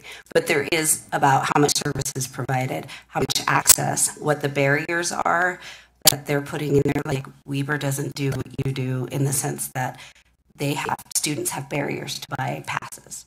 So yes, well, I understand that there are differences, and I'm not ever going to suggest that everything needs to be exactly the same. What I'm wondering is, because I see on this short list included with this agenda information, there are different types of programs offered to different participants. Right. What I'm wondering is there a set defined criteria of what it takes in order to qualify for the program and how it is offered to the participant?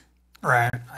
So you get the name of the question, which is that we need to be shown a rational basis for base level funding, right? Base level charges.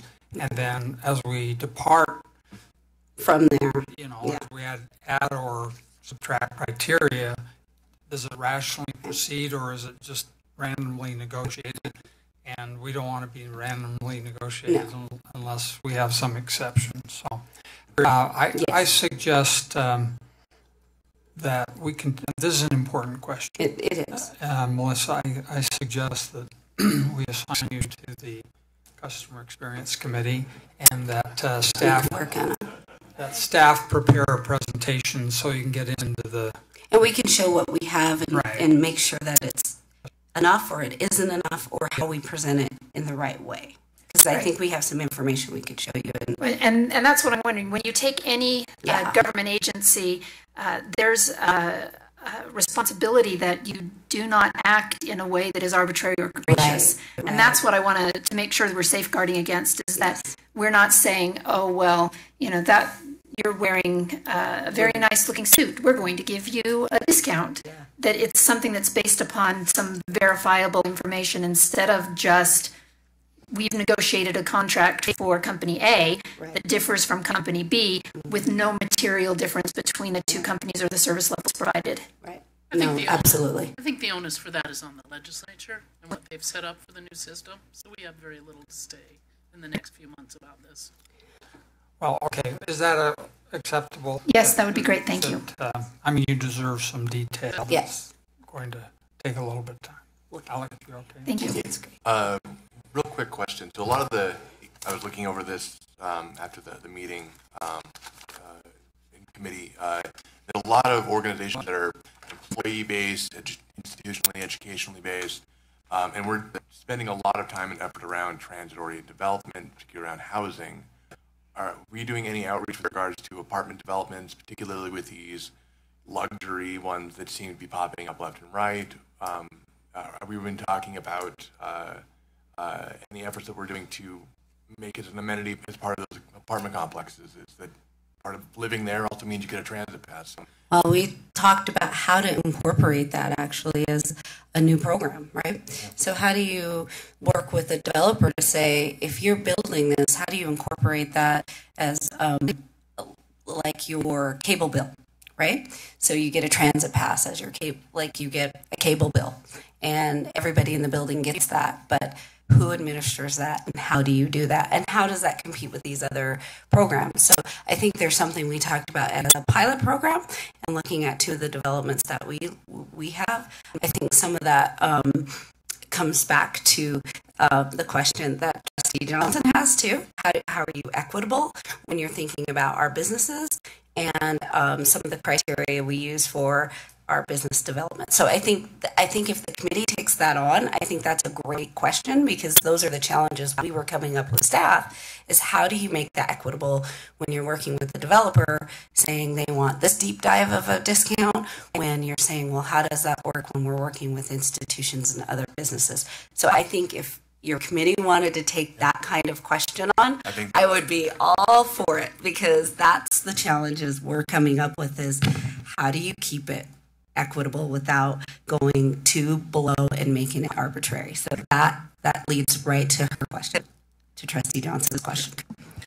Just another question on this. And so as we look at some of these where they pay for 100% employees, or they pay for certain employees, can you do an analysis that shows a cost per actual usage? So in other words, if you have an agency where they have 100 employees and they pay X amount of dollars for 100 employees, but only 10 of them use it, and then you have another entity that pays for 10 of their employees, but they have 100, but all 10 of those people use it, I think you'll find that maybe there is some difference in how these are set up and the annual cost, et cetera, based off of how many people are, 100% employees or partial list. But there may be something we can look at that and say, okay, well, actually, although they're paying different for the passes, different amounts, their actual per ride usage is probably very similar, I would assume. And I just want to commend you for the passes and the different ways. I think that we've spent too much time looking at UTA as a moneymaker, or how much money we can make per ride, et cetera, when our real issue here is on congestion and congestion management and air quality, et cetera. And so I think the more that we can do these and get more people out of the cars and onto the buses, you'll see that the overall value in the transportation system as a whole, with UDOT and UTA and the local communities, that there's going to be a lot of benefit out of these. And so I really support the passes and anything that we can do to get more and more people on transit. Thank you. I don't think I've ever heard any of us talk about being money makers here. We're in a system that doesn't make money, will never make money, and there are several board members who believe that transportation should be free. Yeah, and I feel that way as well, that it should be that transit should be free. But I've had discussions with legislators that want to look at this as a business model and trying to see and some of the concern maybe that they have with some of the legislation in saying you can't make certain deals and you can only do a certain amount of reduction, is because they want to see that increased fare or increased rider fares associated with it. And I think we have to look at a different model today. We don't have that luxury that we had in the 50s and 60s to look at that. Today, it's an issue of congestion and congestion reduction, and what's the cheapest way to reduce congestion. And I think that it's that reducing that fare is the way to do that. But there are others that don't feel that way. Do they use public transportation? So one of our issues is, as of this moment, our legislation, our enabling legislation says we have to make money. So what we need to do is get, as long as they're changing, we need to consider asking for a change. Thank you. The substance of the resolution is to authorize staff to work within certain criteria. And so the only caveat is that Trustee Molesky asked that once staff departs from written policy, make some deal based on some criteria, that it be approved by the chair. So as long as they're operating within the big scope, what would be the circumstance where? So just as an example, for instance, we would be celebrating the S-Line 5-year celebration, and we may say, bring a can of food and get a free ride on the S-Line. So that's a promotion and a marketing celebration that we would do. He just asked that that would be reviewed with the chair so that we're just not doing promotions for promotion's sake. And those are things that we would want to come to the board 2 months ahead, but we'd want at least your support to say, you know, we want to celebrate the S line, work with the city, and be able to just do hop on the S line, get people on there, things like that. Another example would be with the UVX BRT system. The MPO just approved $1.9 million for 3 years of, so there's the BYU funds that are going into the BRT, there's UVU that's going into it, but there's the people that aren't BYU or UVU associated that will still take BRT, and they just approved $1.9 million over a 3-year period to make it so that there's a no fare system on the BRT over a 3-year period. So that would be an instance where we've got businesses, we've got educational institutions, and we're just making up that small gap there, that may be something we have to look at, because no fare for anybody, anytime. Exactly. For the whole system. 3 years. Mm-hmm. Wow. On the BRT route. Right.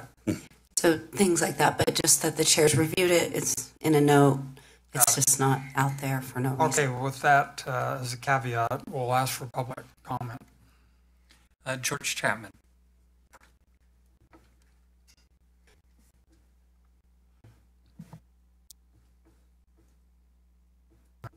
Okay, for several years now, I'm in. Can't hear me? I've never had that happen before. For several years now, I've been complaining about we need to lower fares to encourage ridership. You have an amazing 40% discount on fare pay cards, but you don't publicize it. Every time I ride the bus, I see lots of people paying $250 to ride that bus. That discourages ridership increase. You want to increase ridership increase, the best way to do it is put a sign on the fare bucket. Put a sign saying you can get $1.50 fare if you pay with a fare pay card. 20% discount on tracks. But I don't see those signs. We did have the signs, but they don't get put on the buses. They don't get put on the fare pay stand. And when that doesn't happen, you're not going to get ridership increases. I want more people to ride mass transit, but you're not going to get more mass transit ridership until you let them know that they don't have to pay $250 to ride the bus. I yesterday had a complaint from somebody that doesn't want to ride the bus, and they're stuck in their home because they can't get out. But they don't have to pay $5 to go downtown. They can pay $3 or $1.50. So you're not publicizing something you should be publicizing. There's no reason why you should have just a 3% ridership on UTA. Great. You need to publicize the 40% fare discount. That's a very good recommendation. Thank you, George. And the free zone. What? And the free zone. We do on the buses. It's when we wait in the free fare zone ends. Very badly. And I would say that we actually do that anyways.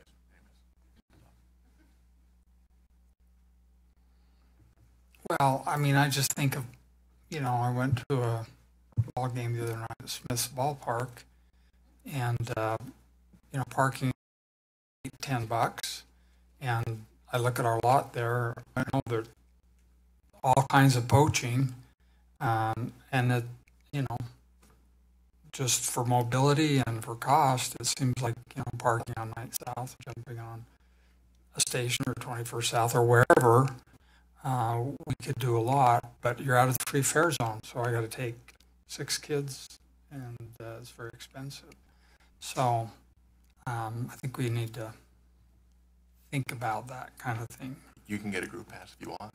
I know, but I don't know what grandkids are going until I pick them up. What?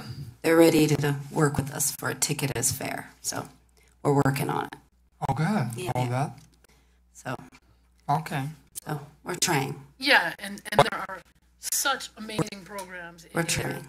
that I've had discussions with her. For example, This year's Ogden's Twilight Concert Series is amazing. You buy a ticket to that, and you get a free ride on UTA. Who knew? So the Greek Festival came to me 2 weeks ago and said, we are in deep trouble. All of our parking lots are used up this year because of construction. No one will be able to park. I said, oh, guess what? I bet we can work with UTA and advertise this together and say, you get a ticket to the Greek Festival, you get a free ride on UTA. This is the kind of partnership that we do so well, and we don't promote well enough because we haven't put the funding there to help them do this, and the staffing, because this should be for the state fair, this should be for skiing. You buy a ticket for skiing, it should be free. I mean, hello. The soccer, parking for soccer is hell. Yes. Yeah. Keep going. We can go on. We need to put the funding over here. I agree. We need the resolution first. Oh yeah. I would move that resolution.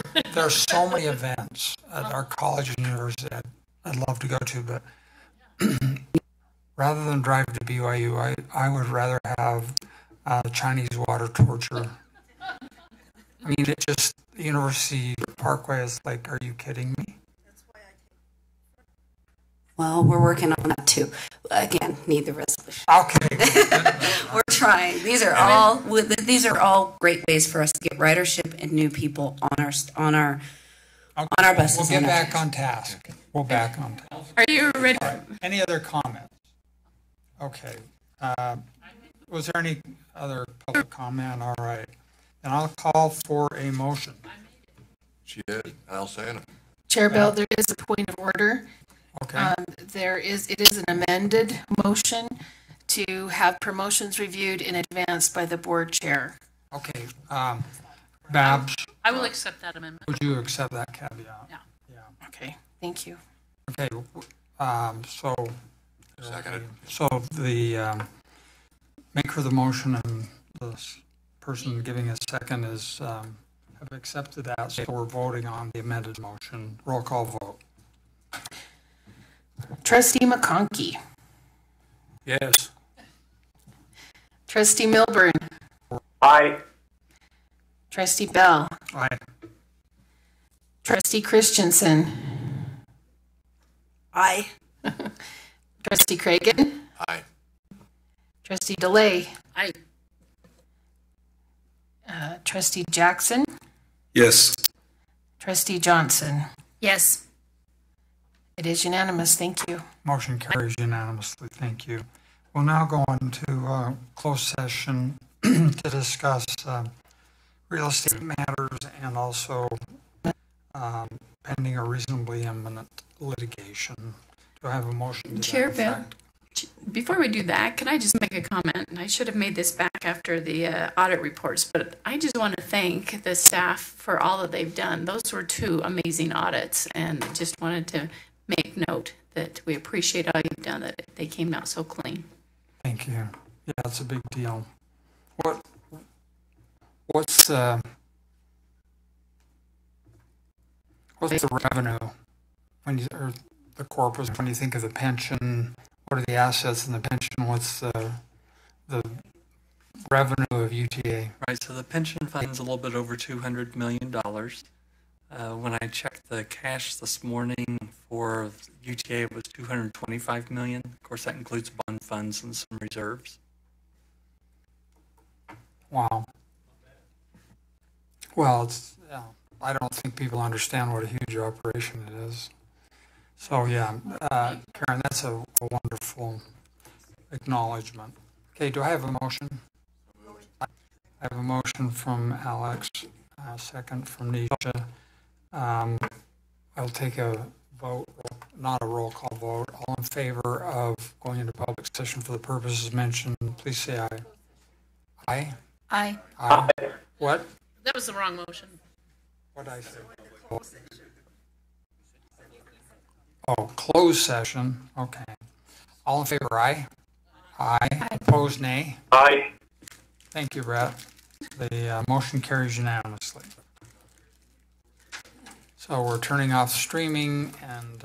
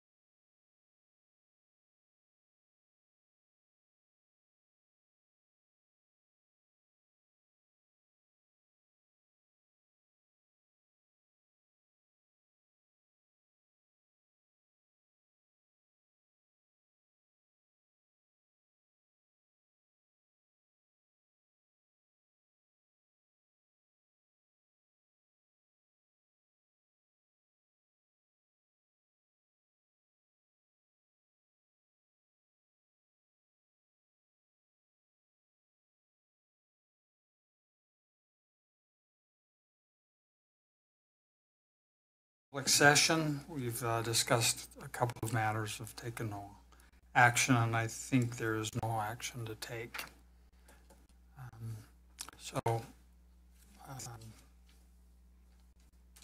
Is there any other business?